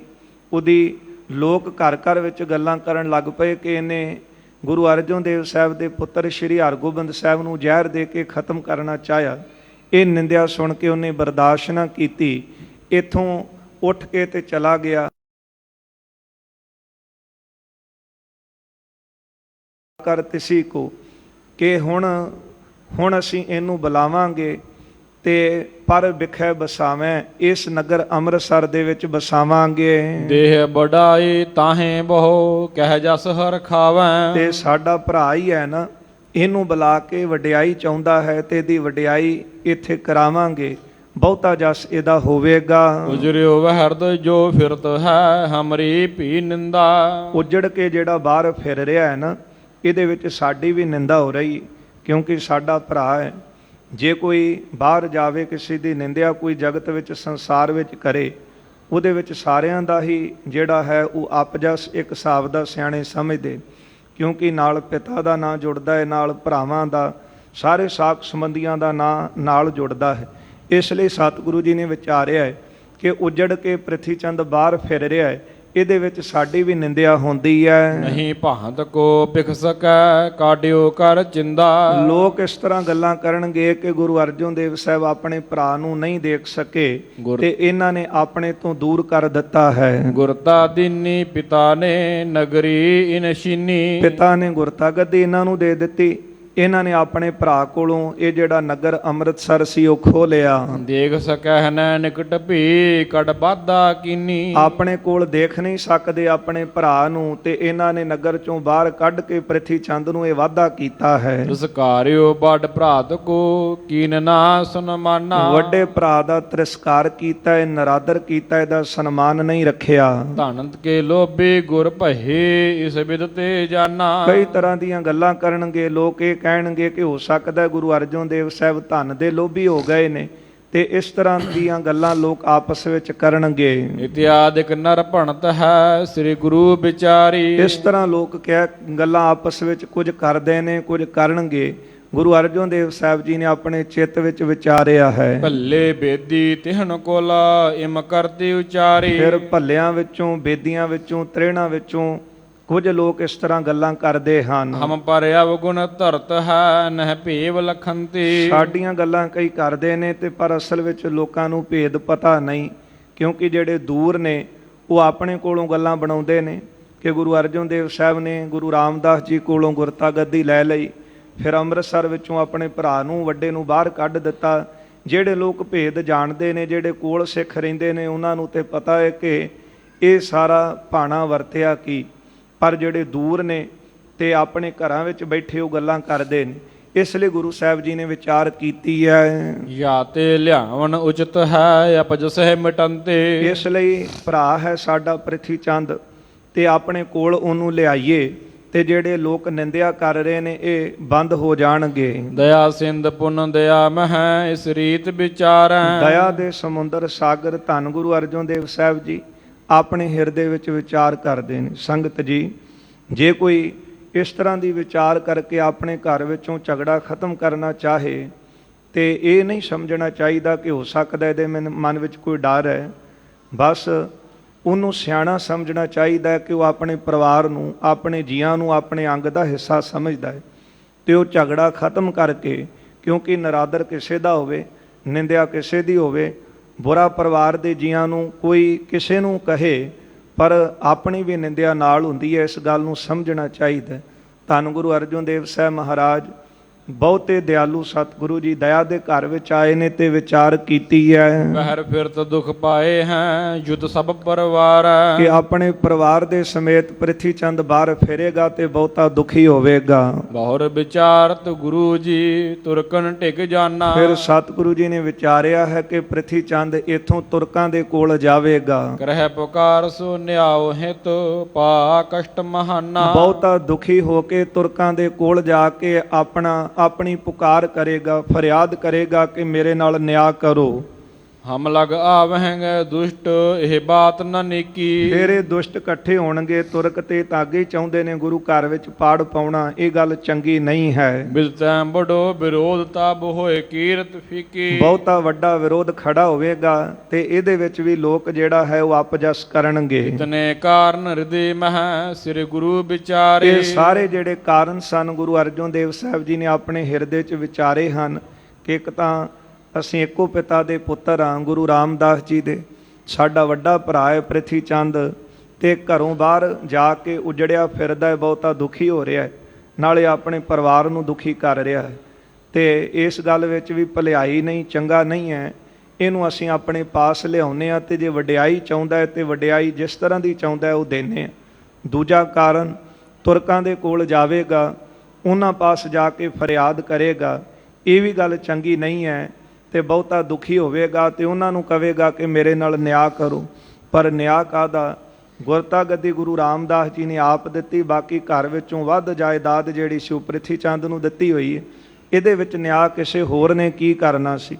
ਪਰ ਗੁਰੂ ਅਰਜਨ ਦੇਵ ਸਾਹਿਬ ਜੀ ਨੇ ਸਾਰੇ ਕਾਰਨਾਂ ਨੂੰ ਵਿਚਾਰਿਆ ਹੈ। ਨਿਸ਼ਚੈ ਕੀਨੀ ਇਹ ਮਤੋ ਅਬਦ ਸਹਿ ਹਕਾਰੇ। ਚਿੱਤ ਵਿੱਚ ਵਿਚਾਰ ਕੀਤੀ ਹੈ ਕਿ ਹੁਣ ਪ੍ਰਿਥੀ ਚੰਦ ਨੂੰ ਸੁਨੇਹਾ ਭੇਜਦੇ ਹਾਂ ਤੇ ਆਪਣੇ ਕੋਲ ਬੁਲਾ ਲਈਏ। ਨਿਕਟ ਬੁਲਾਵਣ ਕੀਨ ਤਬ ਭਾਈ ਗੁਰਦਾਸੂ। ਧੰਨ ਗੁਰੂ ਅਰਜਨ ਦੇਵ ਸਾਹਿਬ ਜੀ ਨੇ ਵਿਚਾਰ ਕਰਕੇ ਆਪਣੇ ਕੋਲ ਅਤੀ ਸਨਮਾਨਯੋਗ ਜੋ ਰਿਸ਼ਤੇ ਵਜੋਂ ਸਤਿਗੁਰਾਂ ਦੇ ਮਾਮੇ ਵੀ ਲੱਗਦੇ ਸੀ, ਬੀਬੀ ਭਾਨੀ ਜੀ ਦੇ ਰਿਸ਼ਤੇ ਵਜੋਂ ਭਰਾ ਵੀ ਨੇ, ਤੇ ਗੁਰੂ ਅਰਜਨ ਦੇਵ ਸਾਹਿਬ ਨੇ ਬੜੇ ਪ੍ਰੇਮ ਦੇ ਨਾਲ ਅਤੀ ਸਨਮਾਨਯੋਗ ਭਾਈ ਗੁਰਦਾਸ ਜੀ ਨੂੰ ਆਪਣੇ ਕੋਲ ਬੁਲਾਇਆ ਹੈ। ਸਮਝਾਈ ਸਭ ਬਾਰਤਾ ਬਿਠਾਏ ਸੋ ਪਾਸੂ। ਭਾਈ ਗੁਰਦਾਸ ਜੀ ਨੂੰ ਆਪਣੇ ਕੋਲ ਬੁਲਾਇਆ, ਆਪਣੇ ਕੋਲ ਬਿਠਾ ਕੇ ਸਾਰੀ ਗੱਲਬਾਤ ਸਮਝਾਈ ਹੈ। ਭਰਾਤਾ ਪ੍ਰਿਥਿਆ ਹੇ ਹਰੀ ਤਹਿ ਤੁਮ ਚਲ ਜਾਵੋ। ਸਾਡਾ ਭਰਾ ਵੱਡਾ ਪ੍ਰਿਥੀ ਚੰਦ ਉਹ ਹੇਹਰ ਨਗਰ ਵਿੱਚ ਬੈਠਾ ਹੈ ਤੇ ਭਾਈ ਗੁਰਦਾਸ ਸਾਹਿਬ ਜੀ ਤੁਸੀਂ ਸਾਡੇ ਭਰਾ ਦੇ ਕੋਲ ਹੇਹਰ ਪਿੰਡ ਉਹਦੇ ਪਾਸ ਜਾਵੋ। ਬਚਨ ਕਹੋ ਸਨਮਾਨਸੂ ਨਗਰੀ ਨਿਜ ਲਿਆਵੋ। ਸਾਡੇ ਵੱਲੋਂ ਸਾਡੇ ਭਰਾ ਦਾ ਸਨਮਾਨ ਕਰਿਓ ਤੇ ਉਹਨੂੰ ਸਾਡੇ ਕੋਲ ਬੜੇ ਪ੍ਰੇਮ ਦੇ ਨਾਲ ਅੰਮ੍ਰਿਤਸਰ ਨਗਰ ਵਿੱਚ ਲੈ ਕੇ ਆਵੋ। ਅਬ ਉਪਾਇ ਨੇ ਅਨੇਕ ਬੇਦ ਤਨ ਵਸਤ ਮਹਾਨਾ। ਅਨੇਕਾਂ ਜਿਹੜੀਆਂ ਭੇਟਾਵਾਂ ਨੇ, ਹੋਰ ਜਿਹੜੀਆਂ ਕੀਮਤੀ ਵਸਤੂਆਂ ਹਨ, ਸੋ ਸਭ ਤੁਝ ਕੋ ਅਰਪ ਹੈ ਵਰਤੋ ਹਮਸਾਨਾ। ਪ੍ਰਿਥੀ ਚੰਦ ਨੂੰ ਸਾਡੇ ਵੱਲੋਂ ਕਹੋ ਕਿ ਤੈਨੂੰ ਜੇ ਚੰਗੀ ਭੇਟਾਵਾਂ ਚਾਹੀਦੀਆਂ ਨੇ, ਚੰਗੀ ਜਾਇਦਾਦ ਚਾਹੀਦੀ ਹੈ, ਜੋ ਕੁਝ ਵੀ ਸਾਡੇ ਕੋਲ ਹੈ ਅਸੀਂ ਤੈਨੂੰ ਦੇਨੇ ਆ, ਸੋ ਸਭ ਤੁਝ ਕਉ ਅਰਪ ਹੈ, ਤੈਨੂੰ ਅਸੀਂ ਅਰਪਦੇ ਹਾਂ। ਅਰਪੋ ਹਮ ਸਾਨਾ, ਜਿਸ ਤਰ੍ਹਾਂ ਅਸੀਂ ਜੋ ਕੁਝ ਵੀ ਵਰਤ ਰਹੇ ਹਾਂ ਸਾਡੇ ਨਾਲ ਤੂੰ ਵੀ ਉਸ ਵਸਤੂ ਦੀ ਵਰਤੋਂ ਕਰੀ ਜਾ। ਤਜਹੁ ਵਿਰੋਧ ਸੁਰ ਕ੍ਰੋਧ ਕੋ ਬੜ ਕਲਹਾ ਮੂਲੰ। ਕਿਸੇ ਤਰ੍ਹਾਂ ਦਾ ਵਿਰੋਧ ਅਤੇ ਕ੍ਰੋਧ ਇਹਨੂੰ ਛੱਡ, ਕਿਉਂਕਿ ਝਗੜੇ ਦਾ ਮੁੱਢ ਜਿਹੜਾ ਹੈ ਉਹ ਵਿਰੋਧ ਤੇ ਕ੍ਰੋਧ ਹੈ। ਪਹਿਲਾਂ ਕ੍ਰੋਧ ਮਨ ਵਿੱਚ ਆਉਂਦਾ ਹੈ ਤੇ ਫਿਰ ਬੰਦਾ ਵਿਰੋਧ ਕਰਦਾ ਹੈ। ਜਦੋਂ ਵਿਰੋਧ ਕਰਨ ਦਾ ਯਤਨ ਕਰਦਾ ਹੈ ਤੇ ਫਿਰ ਝਗੜਾ ਖੜਾ ਹੁੰਦਾ ਹੈ। ਗੁਰਦੇਵ ਦੇ ਪਾਵਨ ਵਾਕ ਹਨ, ਮੰਦਾ ਕਿਸੇ ਨਾਖ ਝਗੜਾ ਪਾਵਨ। ਕਿਉਂ ਕਿਸੇ ਦਾ ਕ੍ਰੋਧ ਵਿੱਚ ਆ ਕੇ ਘਰ ਵਿੱਚ ਵਿਰੋਧ ਕਰ ਰਹੇ ਹਾਂ? ਕਿਉਂਕਿ ਜੇ ਇੱਕ ਮਾਂ ਬਾਪ ਦੇ ਜਣੇ ਹੋਈਏ ਤੇ ਜੇ ਕਿਸੇ ਭਰਾ ਨੂੰ ਕੋਈ ਵੱਧ ਵਸਤੂ ਮਿਲ ਗਈ ਤੇ ਭੈਣ ਨੂੰ ਮਿਲ ਗਈ, ਇਸ ਵਿੱਚ ਵਿਰੋਧ ਕਰਨਾ ਬਣਦਾ ਨਹੀਂ, ਕਿਉਂਕਿ ਹੈ ਤਾਂ ਆਪਣੇ ਹੀ ਨੇ। ਜਿਹੜਾ ਆਪਣਿਆਂ ਨੂੰ ਨਹੀਂ ਲੈਂਦਾ ਦੇ ਕੇ ਸਿਖਾ ਸਕਦਾ, ਉਹ ਦੂਜਿਆਂ ਦਾ ਭਲਾ ਕੀ ਕਰੇਗਾ, ਪਰਉਪਕਾਰ ਕਰੇਗਾ ਕੀ? ਇਹ ਕੇਵਲ ਲੋਕਾਂ ਨੂੰ ਦਿਖਾਵਾ ਕਰਨਾ ਕਿ ਮੈਂ ਬੜਾ ਪਰਉਪਕਾਰੀ ਧਰਮੀ ਹਾਂ, ਇਹਦਾ ਤੇ ਉੱਥੋਂ ਹੀ ਪਤਾ ਚੱਲ ਜਾਂਦਾ ਹੈ ਕਿ ਇਹਦੇ ਅੰਦਰ ਕਿੰਨਾ ਕੁ ਧਰਮ ਹੈ। ਸੋ ਗੁਰੂ ਅਰਜਨ ਦੇਵ ਸਾਹਿਬ ਜੀ ਨੇ ਵਿਚਾਰਿਆ ਕਿ ਜੋ ਕੁਝ ਸਾਡਾ ਹੈ ਉਹਦਾ ਹੱਕ ਸਾਡੇ ਭਰਾ ਦਾ ਵੀ ਹੈ। ਤੇ ਜਾ ਕੇ ਭਾਈ ਗੁਰਦਾਸ ਸਾਹਿਬ ਜੀ ਤੁਸੀਂ ਪ੍ਰਿਥੀ ਚੰਦ ਨੂੰ ਕਹੋ ਕਿ ਤੂੰ ਵੀ ਆ ਕੇ ਇਹਦੇ ਵਿੱਚੋਂ ਵਰਤੀ ਜਾ। ਸੋ ਸਭ ਤੁਝ ਕੋ ਅਰਪੈ, ਤੇ ਸਾਰਾ ਕੁਝ ਅਸੀਂ ਤੈਨੂੰ ਵੀ ਅਰਪਦੇ ਹਾਂ। ਇਸ ਲਈ ਕ੍ਰੋਧ ਛੱਡ, ਵਿਰੋਧ ਕਰਨਾ ਛੱਡ, ਕਿਉਂਕਿ ਇਹ ਝਗੜੇ ਦਾ ਮੁੱਢ ਹੈ। ਅਮਨ ਰਾਖਾਂ ਭੇਦ ਕੋ ਨਿਤ ਤਵ ਅਲਕੂਲੰ। ਅਸੀਂ ਕਿਸੇ ਤਰ੍ਹਾਂ ਦਾ ਭੇਦ ਨਹੀਂ ਰੱਖਾਂਗੇ ਤੇ ਤੂੰ ਅਨੁਕੂਲੰ ਅਨੁਸਾਰੀ ਹੋ ਕੇ ਚੱਲ, ਜਿਸ ਤਰ੍ਹਾਂ ਗੁਰੂ ਪਿਤਾ ਨੇ ਸਾਨੂੰ ਹੁਕਮ ਕੀਤਾ ਹੈ। ਤੇ ਸਾਡਾ ਫਰਜ਼ ਬਣਦਾ ਹੈ ਕਿ ਅਸੀਂ ਪਿਤਾ ਦੀ ਹਰ ਗੱਲ ਨੂੰ ਸਿਰ ਮੱਥੇ ਕਬੂਲ ਕਰੀਏ। ਹੋਏ ਨਿਸ਼ਕਪਟ ਚਲੀਜੀਏ ਮਾਲਕ ਸਭ ਕੇਰੇ। ਤੇ ਅਸੀਂ ਨਿਸ਼ਕਪਟ ਹੋ ਕੇ ਸਾਡੇ ਨਾਲ ਚੱਲ, ਮਾਲਕ ਸਭ ਕੇਰੇ। ਹਰ ਚੀਜ਼ ਦਾ ਮਾਲਕ ਤੈਨੂੰ ਅਸੀਂ ਬਣਾਉਂਦੇ ਹਾਂ। ਕਿਉਂਕਿ ਮਨੁੱਖ ਨੂੰ ਨਾਰਾਜ਼ਗੀ ਉਦੋਂ ਹੁੰਦੀ ਹੈ, ਇੱਕ ਬੰਦਾ ਸਿੱਧਾ ਹੋ ਕੇ ਚੱਲੇ ਤੇ ਦੂਜਾ ਕਪਟ ਕਰੇ, ਮਨ ਵਿੱਚ ਧੋਖਾ ਰੱਖੇ, ਮਨ ਵਿੱਚ ਪਾਪ ਰੱਖੇ। ਤੇ ਜਦੋਂ ਉਹਦਾ ਪਾਪ ਉਗੜ ਕੇ ਸਾਹਮਣੇ ਆਉਂਦਾ ਹੈ ਤੇ ਬੰਦਾ ਕਹਿੰਦਾ ਸਾਰਾ ਕੁਝ ਤਾਂ ਮੈਂ ਤੈਨੂੰ ਹੀ ਦਿੱਤਾ ਸੀ, ਫਿਰ ਤੂੰ ਮੇਰੇ ਨਾਲ ਹੀ ਕਪਟ ਕਿਉਂ ਕਰ ਰਿਹਾ, ਮੇਰੇ ਨਾਲ ਧੋਖਾ ਕਿਉਂ ਕਰ ਰਿਹਾ? ਇਸ ਲਈ ਬਾਬੇ ਪ੍ਰਿਥੀ ਚੰਦ ਨੂੰ ਤਾਂ ਸ਼ੁਰੂ ਤੋਂ ਹੀ ਮਾਨ ਸਨਮਾਨ ਦਿੱਤਾ ਹੈ। ਗੁਰੂ ਰਾਮਦਾਸ ਜੀ ਨੇ ਵੀ ਦਿੱਤਾ ਆਪਣੇ ਵੱਡੇ ਪੁੱਤਰ ਨੂੰ, ਫਿਰ ਗੁਰੂ ਅਰਜਨ ਦੇਵ ਸਾਹਿਬ ਨੇ ਵੱਡੇ ਭਰਾ ਹੋਣ ਦਾ ਮਾਣ ਦਿੱਤਾ। ਹੁਣ ਗੁਰੂ ਅਰਜਨ ਦੇਵ ਸਾਹਿਬ ਨੇ ਭਾਈ ਗੁਰਦਾਸ ਸਾਹਿਬ ਨੂੰ ਕਿਹਾ ਹੈ ਜਾ ਕੇ ਸਾਡੇ ਭਰਾ ਪ੍ਰਿਥੀ ਚੰਦ ਨੂੰ ਲਿਆਓ। ਨੇੜੇ ਪਿੰਡ ਹੇਹਰ ਹੈ, ਕਿਉਂਕਿ ਲਾਹੌਰ ਦੇ ਵਿੱਚ ਇਹ ਨਗਰ ਪੈਂਦਾ ਹੈ ਤੇ ਅੰਮ੍ਰਿਤਸਰ ਦੇ ਨੇੜੇ ਹੀ ਲਾਹੌਰ ਹੈ। ਤੇ ਭਾਈ ਸਾਹਿਬ ਤੁਸੀਂ ਜਾਓ, ਉਹਨੂੰ ਪਿੰਡੋਂ ਇੱਥੇ ਲੈ ਕੇ ਆਓ, ਉਹਨੂੰ ਕੋ ਇੱਥੇ ਆ ਕੇ ਅੰਮ੍ਰਿਤਸਰ ਵਿੱਚ ਰਹਿ, ਜੋ ਕੁਝ ਸਾਡਾ ਉਹ ਤੇਰਾ ਵੀ ਹੈ, ਪਰ ਕਪਟ ਦੂਰ ਕਰ, ਮਨ ਵਿੱਚੋਂ ਛਲ ਦੂਰ ਕਰ, ਧੋਖੇ ਨਾ ਕਰ ਤੇ ਸਿੱਧਾ ਹੋ ਕੇ ਸਾਡੇ ਨਾਲ ਚੱਲ। ਚਲ ਹਾਂ ਭਲਾ ਸਭ ਹੋਣ ਕੋ ਹਰਖੋ ਸੁਖ ਹੀਰੇ। ਜੇ ਤੂੰ ਨਿਸ਼ਕਪਟ ਹੋ ਕੇ ਚੱਲੇ, ਪਾਪ ਤੋਂ ਰਹਿਤ ਹੋ ਕੇ ਚੱਲੇ, ਤੇ ਫਿਰ ਇਹਦੇ ਵਿੱਚ ਤੁਹਾਡਾ ਵੀ ਭਲਾ, ਸਾਡਾ ਵੀ, ਸਾਰੇ ਪਰਿਵਾਰ ਦਾ ਹੀ ਭਲਾ ਹੈ। ਸਭ ਸਥਾਨ ਅਬ ਹੂੰ ਜੀਏ ਉਰ ਸਰਲ ਸੁਭਾਉ। ਤੂੰ ਵੱਡੇ ਅਸਥਾਨ ਦੇ ਉੱਤੇ ਹੋ, ਸਾਡਾ ਵੱਡਾ ਭਰਾ ਹੈ ਨਾ, ਤੇ ਘਰ ਵਿੱਚ ਵੱਡਾ ਬਣ ਕੇ ਰਹਿ। ਅਬ ਹੂਜੀ ਹੈ ਔਰ ਸਰਲ ਸੁਭਾਉ, ਪਰ ਆਪਣੇ ਅੰਦਰ ਦਾ ਸੁਭਾਅ ਸਿੱਧਾ ਰੱਖ। ਤੁਸੀਂ ਭਰਾ ਜੀ ਵੱਡੇ ਹੋ, ਵੱਡੇ ਬਣ ਕੇ ਰਹੋ ਤੇ ਆਪਣਾ ਜਿਹੜਾ ਸੁਭਾਅ ਹੈ ਉਹ ਵੀ ਸਿੱਧਾ ਰੱਖੋ, ਕਿਉਂਕਿ ਜੇ ਵੱਡੇ ਨੂੰ ਮਾਣ ਦਿੱਤਾ ਜਾਵੇ, ਵੱਡੇ ਦਾ ਵੀ ਫਰਜ਼ ਬਣਦਾ ਹੈ ਕਿ ਮੈਂ ਵੱਡੇ ਬਣ ਕੇ ਕਿਸ ਤਰ੍ਹਾਂ ਰਹਿਣਾ, ਕਿਸ ਤਰ੍ਹਾਂ ਇਹਨਾਂ ਸਾਰਿਆਂ ਨੂੰ ਰੱਖਣਾ, ਮੇਰੀ ਜ਼ਿੰਮੇਵਾਰੀ ਬਣਦੀ ਹੈ। ਇਸ ਲਈ ਸਤਿਗੁਰੂ ਕਹਿੰਦੇ ਨੇ ਕਿ ਆਪਣਾ ਸੁਭਾਅ ਜਿਹੜਾ ਉਹ ਸਿੱਧਾ ਰੱਖੋ। ਅਵਗੁਣ ਅਲਪਨ ਕੀਤ ਜੋ ਰਛੋ ਸਭ ਕਾਊ। ਹਾਂ, ਜੇ ਸਾਡੇ ਕੋਲੋਂ ਕੋਈ ਗਲਤੀਆਂ ਹੋਈਆਂ ਨੇ ਤੇ ਸਾਡੀਆਂ ਗਲਤੀਆਂ ਸਾਨੂੰ ਬਖਸ਼ ਦਿਓ।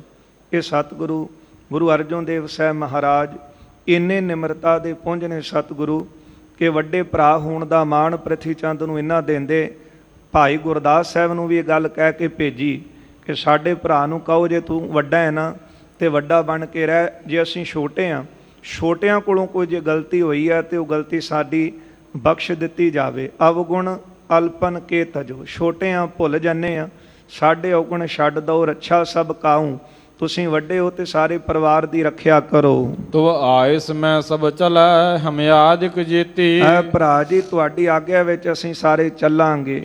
ਕਲਹ ਕੁਟੰਬ ਕੀ ਭਲੀ ਨਹਿ ਕੀਜੈ ਚਿਤ ਚੇਤੇ। ਤੇ ਕਲਹ ਕੁਟੰਬ ਕੀ ਭਲੀ ਨੇ, ਜਿਹੜਾ ਝਗੜਾ ਹੈ ਇਹ ਪਰਿਵਾਰ ਦਾ ਭਲਾ ਨਹੀਂ ਕਰਦਾ। ਭਾਵੇਂ ਵੱਡੇ ਭਰਾ ਦਾ ਨੁਕਸਾਨ ਹੋਵੇ, ਭਾਵੇਂ ਛੋਟੇ ਦਾ, ਤੇ ਨੁਕਸਾਨ ਤੇ ਸਾਰੇ ਪਰਿਵਾਰ ਦਾ ਹੀ ਹੈ ਨਾ। ਇਸ ਲਈ ਇਹ ਗੱਲ ਚੰਗੀ ਨਹੀਂ। ਕਲਹ ਕੁਟੰਬ ਕੀ ਭਲੀ ਨੇ ਕੀਜੈ ਚਿਤ ਚੇਤੇ, ਤੁਸੀਂ ਵੱਡੇ ਹੋ ਤੇ ਗੱਲ ਆਪਣੇ ਚਿੱਤ ਵਿੱਚ ਚੇਤੇ ਰੱਖੋ। ਹਾਰੇ ਤੇ ਸੁਖ ਹੋਤ ਹੈ ਜੀਤੇ ਦੁਖ ਹੋਈ। ਹਾਰ ਜਾਣ ਦੇ ਨਾਲ ਕੀ ਹੁੰਦਾ ਹੈ? ਦੁੱਖ ਹੁੰਦਾ ਹੈ। ਤੇ ਜਦੋਂ ਜਿੱਤਦੇ ਹਾਂ ਤੇ ਫਿਰ ਸੁੱਖ ਦੀ ਪ੍ਰਾਪਤੀ ਹੁੰਦੀ ਹੈ।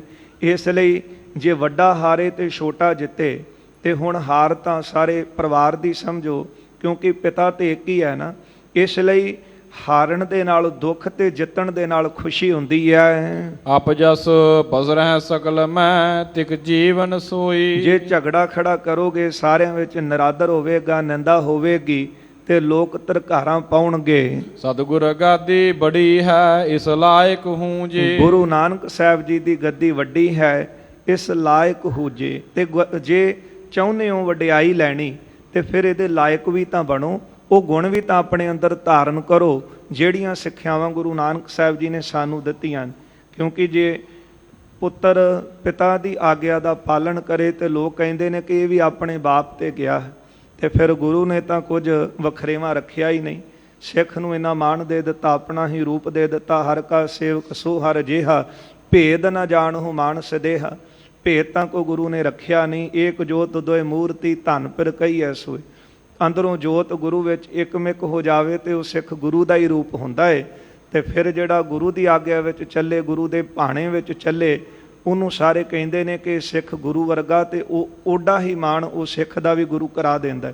ਇਸ ਲਈ ਜੇ ਤੁਸੀਂ ਵਡਿਆਈ ਚਾਹੁੰਦੇ ਹੋ ਨਾ, ਤੇ ਗੁਰੂ ਨਾਨਕ ਸਾਹਿਬ ਜੀ ਦੀ ਗੱਦੀ ਬਹੁਤ ਮਹਾਨ ਹੈ, ਉਹਦੇ ਲਾਇਕ ਬਣੋ। ਸਿੱਖ ਸੇਵਕ ਸਿਆਣੋ ਸੁਮਤ ਜਿਹ ਪੇਖ ਸਭ ਪੂਜੇ। ਇਹ ਸਿੱਖ ਸੇਵਕ ਸਾਰੇ ਬਹੁਤ ਸਿਆਣੇ ਨੇ। ਜਦੋਂ ਤੁਸੀਂ ਲਾਇਕ ਬਣੋਗੇ ਤੇ ਤੁਹਾਡੀ ਵੀ ਤਾਂ ਪੂਜਾ ਹੋਵੇਗੀ।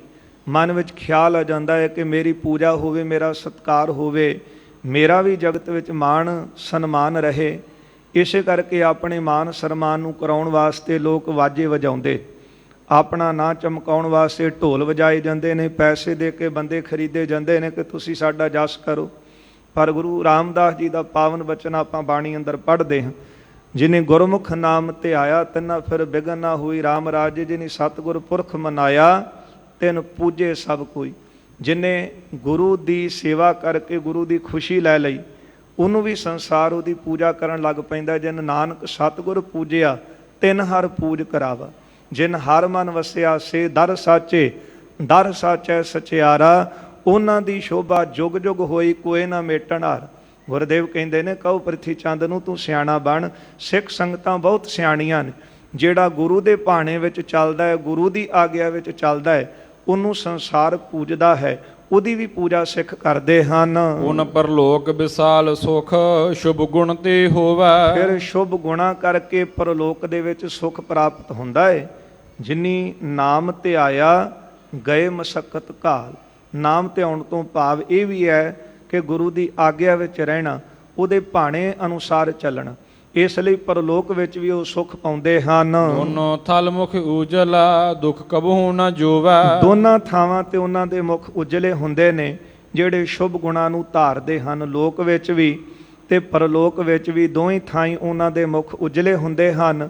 ਤੇ ਇਸੇ ਪ੍ਰਕਾਰ ਦੋਨੋਂ ਥਲ ਮੁਖ ਉਜਲਾ ਦੁੱਖ ਕਬਹੂ ਨਾ ਜੋਵੇ, ਉਹਨਾਂ ਦੇ ਰੁਕਾਵਟਾਂ ਕਦੇ ਨਹੀਂ ਪੈਂਦੀਆਂ। ਮੰਨੈ ਮਾਰਗ ਠਾਕ ਨਾ ਪਾਏ, ਜਿਹੜਾ ਗੁਰੂ ਦੀ ਆਗਿਆ ਨੂੰ ਮੰਨਦਾ ਹੈ ਉਹਨਾਂ ਦੇ ਰਸਤੇ ਵਿੱਚ ਰੁਕਾਵਟਾਂ ਨਹੀਂ ਰਹਿ ਜਾਂਦੀਆਂ, ਨਾ ਹੀ ਸੰਸਾਰਿਕ ਕੰਮਾਂ ਵਿੱਚ ਰੁਕਾਵਟਾਂ, ਨਾ ਹੀ ਪਰਲੋਕ ਦੇ ਕਿਸੇ ਥਾਂ ਤੇ ਜਾਣ ਦੀ ਕੋਈ ਉਹਨਾਂ ਨੂੰ ਰੁਕਾਵਟ ਹੁੰਦੀ ਹੈ। ਰੇ ਰੇ ਦਰਗਹਿ ਕਹਿ ਨਾ ਕੋਊ, ਆਓ ਬੈਠ ਆਦਰ ਸੁਭ ਦੇਵ। ਇਉਂ ਲੋਕ ਅਤੇ ਪਰਲੋਕ ਦੋਹੀਂ ਥਾਈਂ ਉਹਨਾਂ ਦਾ ਮੁਖ ਉਜਲਾ ਹੁੰਦਾ ਹੈ ਅਤੇ ਦੁੱਖਾਂ ਤੋਂ ਦੂਰ ਹੋ ਜਾਂਦੇ ਹਨ। ਇਤਿਆਦਿਕ ਸਮਝਾਏ ਕਰ ਭਾਈ ਗੁਰਦਾਸੂ। ਇਸ ਤਰ੍ਹਾਂ ਗੁਰੂ ਅਰਜਨ ਦੇਵ ਸਾਹਿਬ ਜੀ ਨੇ ਭਾਈ ਗੁਰਦਾਸ ਜੀ ਨੂੰ ਸਮਝਾਇਆ ਹੈ। ਬੜੇ ਭਰਾਤ ਕੋ ਆਨੀਏ ਗਮਨੋ ਅਬ ਪਾਸੂ। ਜਾਓ ਭਾਈ ਗੁਰਦਾਸ ਸਾਹਿਬ ਵੱਡੇ ਭਰਾ ਨੂੰ ਮਨਾ ਕੇ ਪ੍ਰਿਥੀ ਚੰਦ ਨੂੰ ਸਾਡੇ ਕੋਲ ਲਿਆਵੋ। ਸੁਨ ਕਰ ਜੁਗ ਕਰ ਜੋਰ ਕਾਰ ਤਬ ਬਿਨੈ ਬਖਾਨੀ। ਇਹ ਗੱਲ ਸੁਣ ਕੇ ਗੁਰੂ ਸਾਹਿਬ ਜੀ ਦੀ ਭਾਈ ਗੁਰਦਾਸ ਜੀ ਨੇ ਹੱਥ ਜੋੜੇ। ਭਾਵੇਂ ਰਿਸ਼ਤੇ ਵਜੋਂ ਮਾਮੇ ਲੱਗਦੇ ਨੇ, ਪਰ ਜੋਤ ਗੁਰੂ ਨਾਨਕ ਸਾਹਿਬ ਜੀ ਦੀ ਗੱਦੀ ਦੇ ਮਾਲਕ ਹਨ ਗੁਰੂ ਅਰਜਨ ਦੇਵ ਸਾਹਿਬ। ਦੋਵੇਂ ਹੱਥ ਜੋੜ ਕੇ ਭਾਈ ਗੁਰਦਾਸ ਜੀ ਬੇਨਤੀ ਕਰਨ ਲੱਗੇ। ਸ੍ਰੀ ਗੁਰੂ ਜੀ ਮੈਂ ਜਾਏ ਹੋ ਆਏ ਸਕੋ ਮਾਨੀ। ਸਤਿਗੁਰੂ ਜੀ ਤੁਹਾਡੀ ਆਗਿਆ ਸਿਰ ਮੱਥੇ, ਗੁਰੂ ਦਾ ਹੁਕਮ ਸਿੱਖ ਸਿਰ ਮੱਥੇ ਪ੍ਰਵਾਨ ਕਰਦਾ। ਮੈਨੂੰ ਜਿੱਦਾਂ ਤੁਸੀਂ ਹੁਕਮ ਕੀਤਾ ਹੈ ਮੈਂ ਤੁਹਾਡੀ ਆਗਿਆ ਅਨੁਸਾਰ ਉੱਥੇ ਜਾਵਾਂਗਾ। ਲਖੋ ਪਰੰਤ ਨ ਆਏ ਹੈ ਗਣ ਅਵਗੁਣ ਧਾਰੀ। ਪਰ ਮੈਨੂੰ ਵੀ ਪਤਾ ਹੈ ਕਿ ਪ੍ਰਿਥੀ ਚੰਦ, ਇਹਨੂੰ ਮੈਂ ਸ਼ੁਰੂ ਤੋਂ ਦੇਖਿਆ ਹੈ, ਇਹਨੇ ਜਿੰਨੇ ਔਗਣ ਇਕੱਠੇ ਕੀਤੇ ਨੇ ਉਹ ਔਗਣਾ ਕਰਕੇ ਲੱਗਦਾ ਹੈ ਕਿ ਪ੍ਰਿਥੀ ਚੰਦ ਵਾਪਸ ਨਹੀਂ ਆਵੇਗਾ। ਭਲਾ ਭਣੈ ਸਮਝੋ ਬੁਰਾ ਸਭ ਸੁਮਤ ਵਿਸਾਰੀ। ਇਹਨੇ ਚੰਗੀ ਮੱਤ ਵਿਸਾਰ ਦਿੱਤੀ ਹੈ, ਇਹ ਚੰਗਾ ਸਮਝੋ ਜਾਂ ਬੁਰਾ ਸਮਝੋ, ਮੈਂ ਤੁਹਾਡੇ ਅੱਗੇ ਗੱਲ ਕਹਿ ਰਿਹਾ, ਕਿਉਂਕਿ ਉਹਦੇ ਵਿੱਚ ਬੜੇ ਔਗਣ ਨੇ, ਉਹਨੇ ਬੁਲਾਇਆ ਵੀ ਵਾਪਸ ਨਹੀਂ ਆਉਣਾ। ਇਮ ਕਹਿ ਕਰ ਪਗ ਕਮਲ ਪਰ ਨਿਜ ਸੀਸ ਲਗਾਇਓ। ਇਹ ਬਚਨ ਕਹਿ ਕੇ ਗੁਰੂ ਨਾਨਕ ਸਾਹਿਬ ਜੀ ਦੀ ਗੱਦੀ ਦੇ ਉੱਤੇ ਗੁਰੂ ਅਰਜਨ ਦੇਵ ਸਾਹਿਬ ਬਿਰਾਜਮਾਨ ਨੇ। ਗੁਰੂ ਸਾਹਿਬ ਦਾ ਸਤਿਕਾਰ ਕਰਦੇ ਚਰਨਾਂ ਤੇ ਮੱਥਾ ਟੇਕਿਆ ਹੈ। ਪ੍ਰੇਮ ਸਹਿਤ ਬੰਦਤ ਭਇਓ ਚਲ ਬਾਹਰ ਆਇਓ। ਬੜੇ ਪ੍ਰੇਮ ਦੇ ਨਾਲ ਭਾਈ ਗੁਰਦਾਸ ਸਾਹਿਬ ਨੇ ਨਮਸਕਾਰ ਕੀਤੀ ਹੈ। ਗੁਰੂ ਸਾਹਿਬ ਤੋਂ ਆਗਿਆ ਲੈ ਕੇ ਬਾਹਰ ਆ ਗਏ ਨੇ। ਕਿਤਕ ਦਾਸ ਨਿਜ ਸਾਥ ਲੈ ਮਗ ਕੀਨ ਪਿਆਨਾ। ਕੁਝ ਕੁ ਸਿੱਖਾਂ ਨੂੰ ਭਾਈ ਗੁਰਦਾਸ ਸਾਹਿਬ ਨੇ ਨਾਲ ਲਿਆ ਤੇ ਜਿਹੜਾ ਪਿੰਡ ਹੇਹਰ ਸੀ ਉਧਰ ਨੂੰ ਚੱਲ ਪਏ ਨੇ। ਕਿਤਕ ਦੇਰ ਮਹਿ ਗਇਓ ਚਲ ਹੇਹਰ ਜਿਸ ਥਾਨਾ। ਕਿੰਨੇ ਕੁ ਸਮਾਂ, ਕਿੰਨੇ ਕੁ ਦਿਨ ਚੱਲ ਕੇ ਤੇ ਭਾਈ ਗੁਰਦਾਸ ਸਾਹਿਬ ਜੀ ਹੇਹਰ ਪਿੰਡ ਪਹੁੰਚੇ ਹਨ। ਡੇਰਾ ਕੇ ਨਸ ਗ੍ਰਾਮ ਮਹਿ ਤਿਸ ਨਿਸ ਬਿਸਰਾਮਾ। ਨਗਰ ਤੇ ਬਾਰ-ਬਾਰ ਜਾ ਕੇ ਡੇਰਾ ਕੀਤਾ ਹੈ ਤੇ ਰਾਤ ਆਰਾਮ ਕੀਤਾ ਹੈ। ਅਗਲੇ ਦਿਨ ਇਸ਼ਨਾਨ ਕਰ ਗੁਰ ਪਹਿਰਿਓ ਜਾਮਾ। ਅਗਲੇ ਦਿਨ ਇਸ਼ਨਾਨ ਕੀਤਾ ਤੇ ਆਪਣੇ ਗਲ ਦੇ ਵਿੱਚ ਭਾਈ ਗੁਰਦਾਸ ਸਾਹਿਬ ਨੇ ਸੁੰਦਰ ਬਸਤਰ ਧਾਰਨ ਕੀਤੇ ਨੇ। ਗਮਨਿਓ ਪ੍ਰਿਥੀਏ ਨਿਕਟ ਤਬ ਕਰ ਬੰਧਨ ਬੈਸਾ। ਬਾਬੇ ਪ੍ਰਿਥੀ ਚੰਦ ਦੇ ਕੋਲ ਗਏ ਨੇ। ਗੁਰੂ ਰਾਮਦਾਸ ਜੀ ਦੇ ਵੱਡੇ ਪੁੱਤਰ ਹੋਏ ਜਾਣ ਕੇ ਹੱਥ ਜੋੜ ਕੇ ਨਮਸਕਾਰ ਵੀ ਕੀਤੀ ਹੈ, ਕਿਉਂਕਿ ਭਾਵੇਂ ਉਮਰ 'ਚੋਂ ਛੋਟੇ ਪ੍ਰਿਥੀ ਚੰਦ ਨੇ, ਪਰ ਭਾਈ ਗੁਰਦਾਸ ਸਾਹਿਬ ਜੀ ਮਾਣ ਸਨਮਾਨ ਰੱਖਦੇ ਨੇ, ਕਿਉਂਕਿ ਗੁਰੂ ਅਰਜਨ ਦੇਵ ਸਾਹਿਬ ਨੇ ਉਹਨਾਂ ਨੂੰ ਮਨਾਉਣ ਵਾਸਤੇ ਭੇਜਿਆ। ਅਤੇ ਇਸ ਲਈ ਜਿਹਨੂੰ ਮਨਾਉਣ ਵਾਸਤੇ ਜਾਈਏ, ਜਿਹਦੇ ਤੋਂ ਕੋਈ ਕੰਮ ਲੈਣ ਵਾਸਤੇ ਜਾਈਏ, ਉਹਦਾ ਸਨਮਾਨ ਰੱਖੀਦਾ ਹੈ। ਇਸ ਲਈ ਭਾਈ ਗੁਰਦਾਸ ਸਾਹਿਬ ਨੇ ਬੜਾ ਸਨਮਾਨ ਕੀਤਾ ਤੇ ਕੋਲ ਜਾ ਕੇ ਬੈਠ ਗਏ ਨੇ। ਕਹਿਓ ਬਰਤੰਤ ਸ ਬੇਨਤੀ ਗੁਰ ਕੋ ਮਤ ਜੈਸਾ। ਬੇਨਤੀ ਸਹਿਤ ਆਪਣਾ ਬਰਤਾਂਤ ਅੱਗੇ ਰੱਖਿਆ, ਜਿਸ ਤਰ੍ਹਾਂ ਗੁਰੂ ਅਰਜਨ ਦੇਵ ਸਾਹਿਬ ਜੀ ਨੇ ਕਹਿ ਕੇ ਭੇਜਿਆ ਹੈ। ਰਾਮਦਾਸ ਸ੍ਰੀ ਸਤਿਗੁਰੂ ਸ਼ੁਭ ਗੁਣ ਸਭ ਧਾਮੂ। ਗੁਰੂ ਰਾਮਦਾਸ ਮਹਾਰਾਜ ਜੀ ਸ਼ੁਭ ਗੁਣਾਂ ਦਾ ਘਰ ਹਨ। ਜਗਤੇ ਆਨ ਜਿਨ ਮਾਨਹਿ ਸਮਤਾ ਸ਼੍ਰੀ ਰਾਮੂ। ਤੇ ਸਾਰਾ ਜਗਤ ਗੁਰੂ ਰਾਮਦਾਸ ਜੀ ਦੀ ਆਗਿਆ ਵਿੱਚ ਚੱਲਦਾ ਹੈ। ਜਿਸ ਤਰ੍ਹਾਂ ਤ੍ਰੇਤੇ ਦੇ ਅਵਤਾਰ ਸ਼੍ਰੀ ਰਾਮਚੰਦਰ ਜੀ ਹੋਏ ਮਰਿਆਦਾ ਪੁਰਸ਼ੋਤਮ, ਸਾਰਾ ਜਗਤ ਉਹਨਾਂ ਦੀ ਆਗਿਆ ਵਿੱਚ ਸੀ। ਇਸੇ ਤਰ੍ਹਾਂ ਗੁਰੂ ਨਾਨਕ ਸਾਹਿਬ ਜੀ ਦੀ ਗੱਦੀ ਤੇ ਬਿਰਾਜਮਾਨ ਗੁਰੂ ਰਾਮਦਾਸ ਜੀ, ਉਹਨਾਂ ਦੀ ਆਗਿਆ ਵਿੱਚ ਸਾਰਾ ਸੰਸਾਰ ਚੱਲਿਆ ਹੈ। ਜੇਠੇ ਤਿਨ ਕੇ ਪੁੱਤਰ ਤੁਮ ਉਜਲ ਕੁਲ ਕੇਰੇ। ਗੁਰੂ ਰਾਮਦਾਸ ਜੀ ਦੇ ਵੱਡੇ ਪੁੱਤਰ ਹੋ ਤੁਸੀਂ ਤੇ ਉਜਲ ਵੰਸ਼ ਦੇ ਵਿੱਚ ਹੋਏ ਹੋ। ਗਾਦੀ ਸ਼੍ਰੀ ਨਾਨਕ ਗੁਰੂ ਸਮਦੁਤੀ ਨਾ ਹੇਰੇ। ਗੁਰੂ ਨਾਨਕ ਸਾਹਿਬ ਜੀ ਦੀ ਗੱਦੀ ਵਰਗਾ ਹੋਰ ਕੋਈ ਜਿਹੜਾ ਹੈ ਉਹ ਦੂਜਾ ਨਹੀਂ ਹੈ।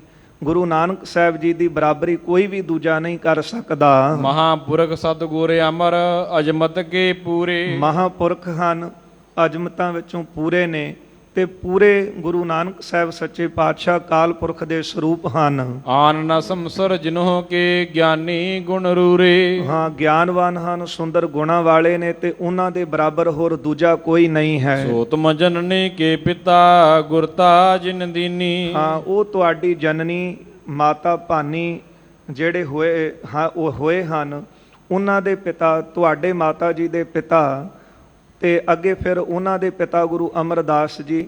ਸੋ ਤੁਮ ਜਨਨੀ ਕੇ ਪਿਤਾ, ਤੁਹਾਡੀ ਮਾਤਾ ਦੇ ਪਿਤਾ ਗੁਰੂ ਅਮਰਦਾਸ ਜੀ ਗੁਰਤਾ ਜਿਨ ਦੀਨੀ, ਜਿਨ੍ਹਾਂ ਨੇ ਗੁਰਤਾ ਗੱਦੀ ਦਿੱਤੀ ਸੀ ਤੁਹਾਡੇ ਪਿਤਾ ਗੁਰੂ ਰਾਮਦਾਸ ਜੀ ਨੂੰ। ਨਾਨਕ ਦਾਦਕ ਦੂ ਕੁਲ ਉਜਲ ਜਗ ਚੀਨੀ। ਹਾਂ, ਨਾਨਕੇ ਅਤੇ ਦਾਦਕੇ ਦੋਵੇਂ ਕੁਲ ਸੰਸਾਰ ਦੇ ਵਿੱਚ ਉਜਲ ਹਨ, ਕਿਉਂਕਿ ਤੁਹਾਡੇ ਨਾਨਕੇ, ਤੁਹਾਡੀ ਮਾਤਾ ਦੇ ਪਿਤਾ ਗੁਰੂ ਅਮਰਦਾਸ ਜੀ ਤੇ ਗੁਰੂ ਅਮਰਦਾਸ ਮਹਾਰਾਜ ਜੀ ਭੱਲੇ ਵੰਸ਼ ਚੋਂ, ਉਹ ਕੁਲ ਵੀ ਉਜਲ ਹੈ। ਤੇ ਫਿਰ ਤੁਹਾਡੇ ਪਿਤਾ ਗੁਰੂ ਰਾਮਦਾਸ ਗੱਦੀ ਤੇ ਬੈਠੇ ਗੁਰੂ ਅਮਰਦਾਸ ਜੀ ਨੇ ਉਹਨਾਂ ਨੂੰ ਗੱਦੀ ਦਿੱਤੀ, ਤੁਹਾਡਾ ਸੋਢ ਵੰਸ਼ ਦਾਦਕਿਆਂ ਦਾ, ਇਹ ਵੀ ਕੁਲ ਜਿਹੜੀ ਉਜਲ ਹੈ। ਨਾਨਕਿਆਂ ਤੇ ਦਾਦਕਿਆਂ ਦੀ ਦੋਵੇਂ ਕੁਲ ਉਜਲ ਹਨ ਜਗਤ ਵਿੱਚ। ਉਚਿਤ ਤਿਨਹੁ ਕੇ ਕਰਮ ਸ਼ੁਭ ਚਹੀਤ ਤੁਮ ਹੀ ਕੋ। ਉਚਿਤ ਤਿਨਹੁ ਕੇ ਕਰਮ ਸ਼ੁਭ, ਉਹ ਜੋਗ ਹਨ, ਉਹਨਾਂ ਦੇ ਕਰਮ ਸ਼ੁਭ ਨੇ। ਤੇ ਚਾਹੀਤ ਤੁਮ ਕੋ, ਤੁਹਾਨੂੰ ਵੀ ਇਸੇ ਤਰ੍ਹਾਂ ਉਜਲ ਵੰਸ਼ ਵਿੱਚ ਜਨਮੇ ਹੋ, ਸ਼ੁਭ ਗੁਣ ਧਾਰਨੇ ਚਾਹੀਦੇ ਹਨ। ਜਿਨ ਕੋ ਜਗਤ ਸਰਾਹੇ ਹੀ ਅਸ ਕਰੀਐ ਨੀਕੋ। ਜਿਨ੍ਹਾਂ ਨੂੰ ਜਗਤ ਸਲਾਉਂਦਾ ਹੈ, ਇਹ ਚੰਗੇ ਕਰਮ ਤੁਹਾਨੂੰ ਕਰਨੇ ਚਾਹੀਦੇ ਨੇ। ਸੋੜ ਬੰਸ ਮਹਿ ਜਨਮ ਹੈ ਛਤਰੀ ਬੜ ਬਾਹੂ। ਸੋਢ ਵੰਸ਼ ਵਿੱਚ ਤੁਹਾਡਾ ਜਨਮ ਹੈ ਤੇ ਭਾਵ ਸੂਰਬੀਰ ਯੋਧੇ ਹੋ, ਉਸ ਵੰਸ਼ ਵਿੱਚ ਤੁਸੀਂ ਜਨਮੇ ਹੋ। ਤੁਰਕਨ ਆਗੈ ਬੇਨਤੀ ਹੱਥ ਹੋਏ ਉਤਸ਼ਾਹੂ। ਤੇ ਤੁਸੀਂ ਸੋਢ ਵੰਸ਼ ਵਿੱਚ ਜਨਮੇ ਹੋ, ਤੇ ਸੋਢ ਵੰਸ਼ ਜਿਹੜੀ ਉਹ ਸੂਰਬੀਰਾਂ ਦੀ ਵੰਸ਼ ਹੈ। ਇਸ ਲਈ ਤੁਰਕਨ ਆਗੈ ਬੇਨਤੀ ਹੱਥ ਹੋਏ ਉਤਸ਼ਾਹੂ, ਆਪਣੀ ਵਡਿਆਈ ਛੱਡ ਕੇ ਹੁਣ ਤੁਸੀਂ ਤੁਰਕਾਂ ਦੇ ਅੱਗੇ ਜਾ ਕੇ, ਬਾਦਸ਼ਾਹ ਦੇ ਅੱਗੇ ਜਾ ਕੇ ਬੇਨਤੀਆਂ ਕਰੋਗੇ। ਜਾਤੇ ਸ੍ਰੀ ਅਰਜਨ ਗੁਰੂ ਬਹੁ ਕਰ ਸਨਮਾਨਾ। ਇਸ ਕਰਕੇ ਗੁਰੂ ਅਰਜਨ ਦੇਵ ਸਾਹਿਬ ਜੀ ਨੇ ਤੁਹਾਡਾ ਬਹੁਤ ਸਨਮਾਨ ਕੀਤਾ ਹੈ। ਕਰਿਓ ਹਕਾਰ ਨੇ ਆਪ ਕੋ ਬਸੀ ਹੈ ਨਿਜ ਥਾਨਾ। ਤੁਹਾਨੂੰ ਆਪਣੇ ਕੋਲ ਬੁਲਾਇਆ ਹੈ, ਬੇਨਤੀ ਵੀ ਕੀਤੀ ਹੈ ਕਿ ਤੁਸੀਂ ਸਨਮਾਨ ਰੱਖਿਆ ਤੁਹਾਡਾ ਕਿ ਤੁਸੀਂ ਆ ਕੇ ਸਾਡੇ ਕੋਲ ਰਹੋ। ਗੁਰ ਕੀ ਕਹਿਵਤ ਸਕਲ ਹੀ ਗੁਰਦਾਸ ਸੁਨਾਈ। ਆਪਣੇ ਅਸਥਾਨ ਤੇ ਆ ਕੇ ਅੰਮ੍ਰਿਤਸਰ ਦੇ ਵਿੱਚ ਤੁਸੀਂ ਆ ਕੇ ਰਹੋ, ਇਹ ਗੁਰੂ ਅਰਜਨ ਦੇਵ ਸਾਹਿਬ ਜੀ ਨੇ ਮੈਨੂੰ ਕਹਿ ਕੇ ਭੇਜਿਆ।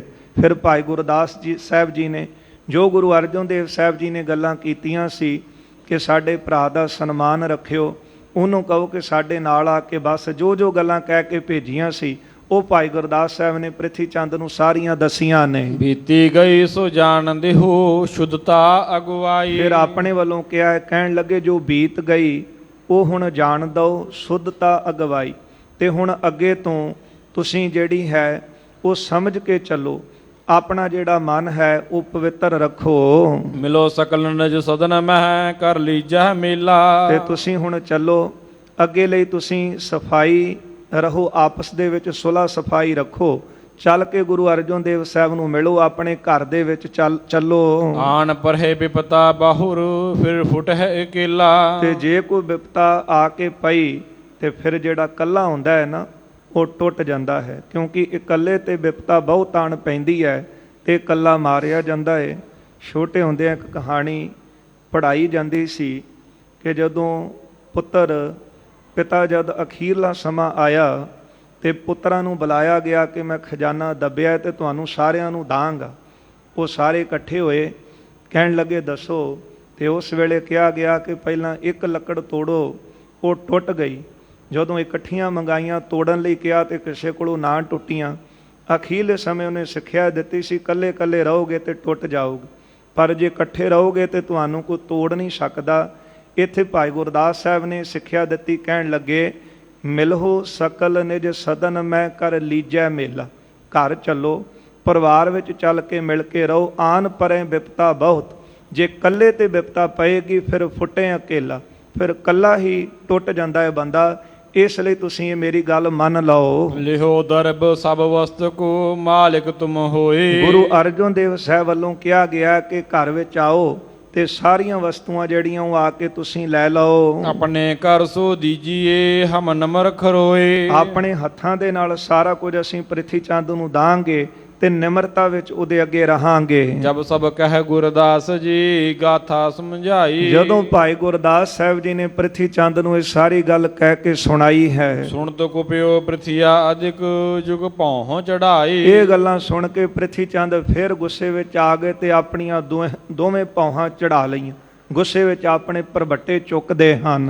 ਲਾਲ ਆਂਖ ਦਿਖ ਰਾਵਤੋ ਓਠਨ ਫੁਰਕਾਵਾ। ਅੱਖਾਂ ਗੁੱਸੇ ਵਿੱਚ ਲਾਲ ਕਰ ਲਈਆਂ ਤੇ ਬੁੱਲ ਜਿਹੜੇ ਸੀ ਗੁੱਸੇ ਵਿੱਚ ਫੜਕਣ ਲੱਗੇ। ਬੋਲ ਨਾ ਆਵਤ ਕ੍ਰੋਧ ਮਹਿ ਬਹੁ ਸਵਾਸ ਚੜਾਵਾ। ਬੰਦਾ ਜਦੋਂ ਬਹੁਤੇ ਗੁੱਸੇ ਵਿੱਚ ਆਉਂਦਾ ਤੇ ਫਿਰ ਗੱਲ ਵੀ ਨਹੀਂ ਕੀਤੀ ਜਾਂਦੀ ਤੇ ਸਾਹ ਚੜ ਜਾਂਦਾ। ਇਸ ਤਰ੍ਹਾਂ ਪ੍ਰਿਥੀ ਚੰਦ ਅੱਖਾਂ ਲਾਲ ਕੀਤੀਆਂ, ਪੌਹਾਂ ਤਾਂ ਚੜਾ ਲਈਆਂ, ਬੁੱਲ ਵੀ ਫੜਕਣ ਲੱਗੇ, ਗੱਲ ਨਹੀਂ ਸੀ ਕੀਤੀ ਜਾਂਦੀ, ਸਾਹ ਚੜਾ ਲਿਆ ਹੈ। ਲਗਿਓ ਨਿਕਾਸਨ ਗਾਰ ਬਹੁ ਕਹਿ ਬਾਗ ਕਠੋਰਾ। ਗੁੱਸੇ ਵਿੱਚ ਆ ਕੇ ਬੜੇ ਕਠੋਰ ਬਚਨ ਕਹੇ, ਕਠੋਰ ਗੱਲਾਂ ਕੀਤੀਆਂ ਤੇ ਗਾਲਾਂ ਵੀ ਕੱਢਣ ਲੱਗੇ ਹਨ। ਪੂਰਬ ਕਪਟ ਵਿਸਾਲ ਕਰ ਅਪਮਾਨ ਸਮੋਰਾ। ਪਹਿਲਾਂ ਮੇਰੇ ਨਾਲ ਬੜਾ ਕਪਟ ਕੀਤਾ ਹੈ, ਮੇਰੇ ਨਾਲ ਧੋਖਾ ਕੀਤਾ ਹੈ, ਹੁਣ ਮੇਰਾ ਮਾਨ ਸਨਮਾਨ ਕਰਦੇ ਹੋ। ਤੋਹਮਤ ਝੂਠ ਲਗਾਏ ਕੈ ਨਿੰਦਾ ਬਿਦਤਾਈ। ਮੇਰੇ ਤੇ ਝੂਠੀਆਂ ਤੋਹਮਤਾਂ ਲਾਈਆਂ ਨੇ ਤੇ ਮੇਰੀ ਨਿੰਦਾ ਕੀਤੀ ਹੈ। ਸਭ ਲੋਕਨ ਕੇ ਪਾਸਤੇ ਬਹੁ ਗਾਰ ਦਿਵਾਈ। ਸਾਰੇ ਲੋਕਾਂ ਪਾਸੋਂ ਮੈਨੂੰ ਬਹੁਤ ਗਾਲਾਂ ਕਢਵਾਈਆਂ ਹਨ। ਅਬ ਹਮ ਨਾਵਨ ਕੋ ਪਠਿਓ ਸ਼ਲ ਔਰ ਉਠਾਵਾ। ਤੇ ਹੁਣ ਮੈਨੂੰ ਇੱਧਰ ਭੇਜਿਆ ਹੈ।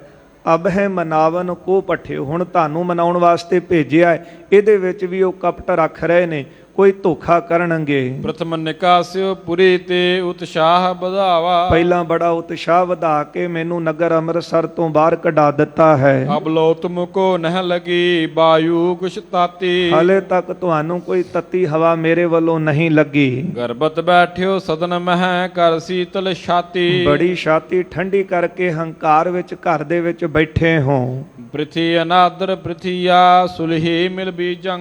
ਹੁਣ ਪ੍ਰਿਥੀ ਅਨਾਦਰ ਪ੍ਰਿਥੀਆ, ਪ੍ਰਿਥੀ ਚੰਦ ਕਹਿਣ ਲੱਗਾ ਜਿਹੜਾ ਪ੍ਰਿਥੀ ਚੰਦ ਦਾ ਅਨਾਦਰ ਕੀਤਾ ਹੈ ਨਾ, ਤੇ ਪ੍ਰਿਥੀ ਚੰਦ ਨੂੰ ਕੱਲਾ ਪ੍ਰਿਥੀ ਚੰਦ ਨਾ ਸਮਝਿਓ, ਮੈਂ ਧਰਤੀ ਹਾਂ ਤੇ ਸੁਲਿਖਾ ਮੇਰਾ ਮਿੱਤਰ ਉਹ ਬੀਜ ਹੈ। ਲਗਿਓ ਜੋ ਤਾਲ ਪ੍ਰਤਾਪ ਭਾ ਇਹ ਸੀਚਨ ਕੀਜੰ। ਤੇ ਜਿਹੜਾ ਇੱਥੇ ਮੈਂ ਹੁਣ ਸਰੋਵਰ ਲਵਾ ਦਿੱਤਾ ਹੈ ਨਾ, ਇਹਦਾ ਪ੍ਰਤਾਪ ਵਧਿਆ ਹੈ। ਮਾਨੋ ਕਿ ਇਹ ਪਾਣੀ ਦਾ ਛਿੜਕਾਅ ਕੀਤਾ ਹੈ ਇਸ ਬੀਜ ਵਿੱਚ। ਦਿੱਲੀ ਕੋ ਜਬ ਗਮਨ ਹੈ ਤਰਵਰ ਉਗਵੈ ਹੈ। ਜਦੋਂ ਅਸੀਂ ਦਿੱਲੀ ਬਾਦਸ਼ਾਹ ਦੇ ਕੋਲ ਜਾਵਾਂਗੇ ਇਹ ਵੱਡਾ ਰੁੱਖ ਉਗੇਗਾ। ਜਹਾਂਗੀਰ ਸੋ ਮੇਲ ਮਮ ਊਚੋ ਬਦ ਜਾਹੈ। ਬਾਦਸ਼ਾਹ ਜਹਾਂਗੀਰ ਨਾਲ ਮਿਲਾਂਗੇ ਇਹ ਰੁੱਖ ਬਹੁਤ ਉੱਚਾ ਵਧਿਆ ਹੋਵੇਗਾ। ਜਬ ਮੈਂ ਕਰੋ ਪੁਕਾਰ ਤਿਸ ਕੁਸਮਨ ਜੁਤ ਫੂਲੇ। ਜਦੋਂ ਮੈਂ ਬਾਦਸ਼ਾਹ ਦੇ ਅੱਗੇ ਪੁਕਾਰ ਕਰਾਂਗਾ, ਮਾਨੋ ਵਧੇ ਹੋਏ ਰੁੱਖ ਦੇ ਉੱਤੇ ਫੁੱਲ ਖਿੜੇ ਹਨ। ਰਿਸ਼ੇ ਸ਼ਾਹੇ ਬੜ ਗੰਧ ਹੋਏ ਮਮ ਪੱਖੇ ਨਸੋ ਝੂਲੇ। ਮੇਰੀ ਗੱਲ ਸੁਣ ਕੇ ਬਾਦਸ਼ਾਹ ਗੁੱਸੇ ਵਿੱਚ ਆਵੇਗਾ, ਮਾਨੋ ਇਹ ਫੁੱਲਾਂ ਦੀ ਸੁਗੰਧੀ ਹੈ, ਮੇਰੇ ਪੱਖ ਵਿੱਚ ਉਹ ਝੂਲੇਗਾ। ਅਰਜਨ ਕੋ ਮੰਗਵਾਏਗਾ ਹੈ ਫਲ ਲਾਗ ਹੈ ਭਾਰੂ। ਫਿਰ ਅਰਜੁਨ ਦੇਵ ਸਾਹਿਬ ਨੂੰ ਫੜ ਕੇ ਮੰਗਵਾ ਲੈਣਗੇ, ਇਹ ਮਾਨੋ ਉਸ ਲੱਗੇ ਹੋਏ ਰੁੱਖ ਤੇ ਫਲ ਹੋਣਗੇ। ਮੈਂ ਗੁਰਤਾ ਤਬ ਲਹੇ ਹਾਂ ਇਹ ਪੱਕ ਹੈ ਚਾਰੂ। ਮੈਂ ਗੁਰਤਾ ਗੱਦੀ ਤੇ ਬੈਠਾਂਗਾ, ਇਹ ਰੁੱਖ ਦਾ ਫਲਿਆ ਹੋਇਆ ਫਲ ਜਿਹੜਾ ਹੈ ਪੱਕਿਆ ਹੋਇਆ ਹੋਵੇਗਾ। ਚੌਹਾਂ ਦਿਸ਼ ਕੀ ਸੰਗਤ ਮਹਾ ਅਰਪਹਿ ਧਨ ਆਈ। ਬਹੁਤੀਆਂ ਸੰਗਤਾਂ ਚਾਰੇ ਪਾਸੋਂ ਆ ਕੇ ਮੈਨੂੰ ਧਨ ਅਰਪਣ ਕਰਨਗੀਆਂ। ਉਸਰੈ ਜਗ ਸਭ ਜਗਤ ਮਹਾ ਹੈ ਬੜ ਵਡਿਆਈ। ਸਾਰੇ ਜਗਤ ਵਿੱਚ ਮੇਰਾ ਜਸ ਫੈਲੇਗਾ, ਇਹਦੇ ਵਿੱਚ ਮੇਰੀ ਵਡਿਆਈ ਹੋਵੇਗੀ। ਇਹ ਫਲ ਲੈਬੇ ਹਿਤ ਮੈਂ ਕਰ ਰਹਿਓ ਪਾਉ। ਇਹ ਫਲ ਲੈਣ ਵਾਸਤੇ ਮੈਂ ਇੱਥੇ ਉਪਾਅ ਕਰ ਰਿਹਾ। ਇਹਨੇ ਬਾਬੇ ਪ੍ਰਿਥੀ ਚੰਦ ਨੇ ਭਾਈ ਗੁਰਦਾਸ ਸਾਹਿਬ ਜੀ ਜਦੋਂ ਆਏ, ਇਹਨਾਂ ਨੂੰ ਆ ਕੇ ਗੁਰੂ ਅਰਜਨ ਦੇਵ ਸਾਹਿਬ ਵੱਲੋਂ ਸੁਨੇਹਾ ਦਿੱਤਾ ਤੇ ਗੁੱਸੇ ਵਿੱਚ ਆ ਕੇ ਪ੍ਰਿਥੀ ਚੰਦ ਨੇ ਗੱਲ ਕਹੀ। ਕਹਿਣ ਲੱਗਾ, ਹਾਲੇ ਤੱਕ ਤੁਸੀਂ ਮੈਨੂੰ ਸਮਝਿਆ ਕਿੱਥੇ ਹੈ?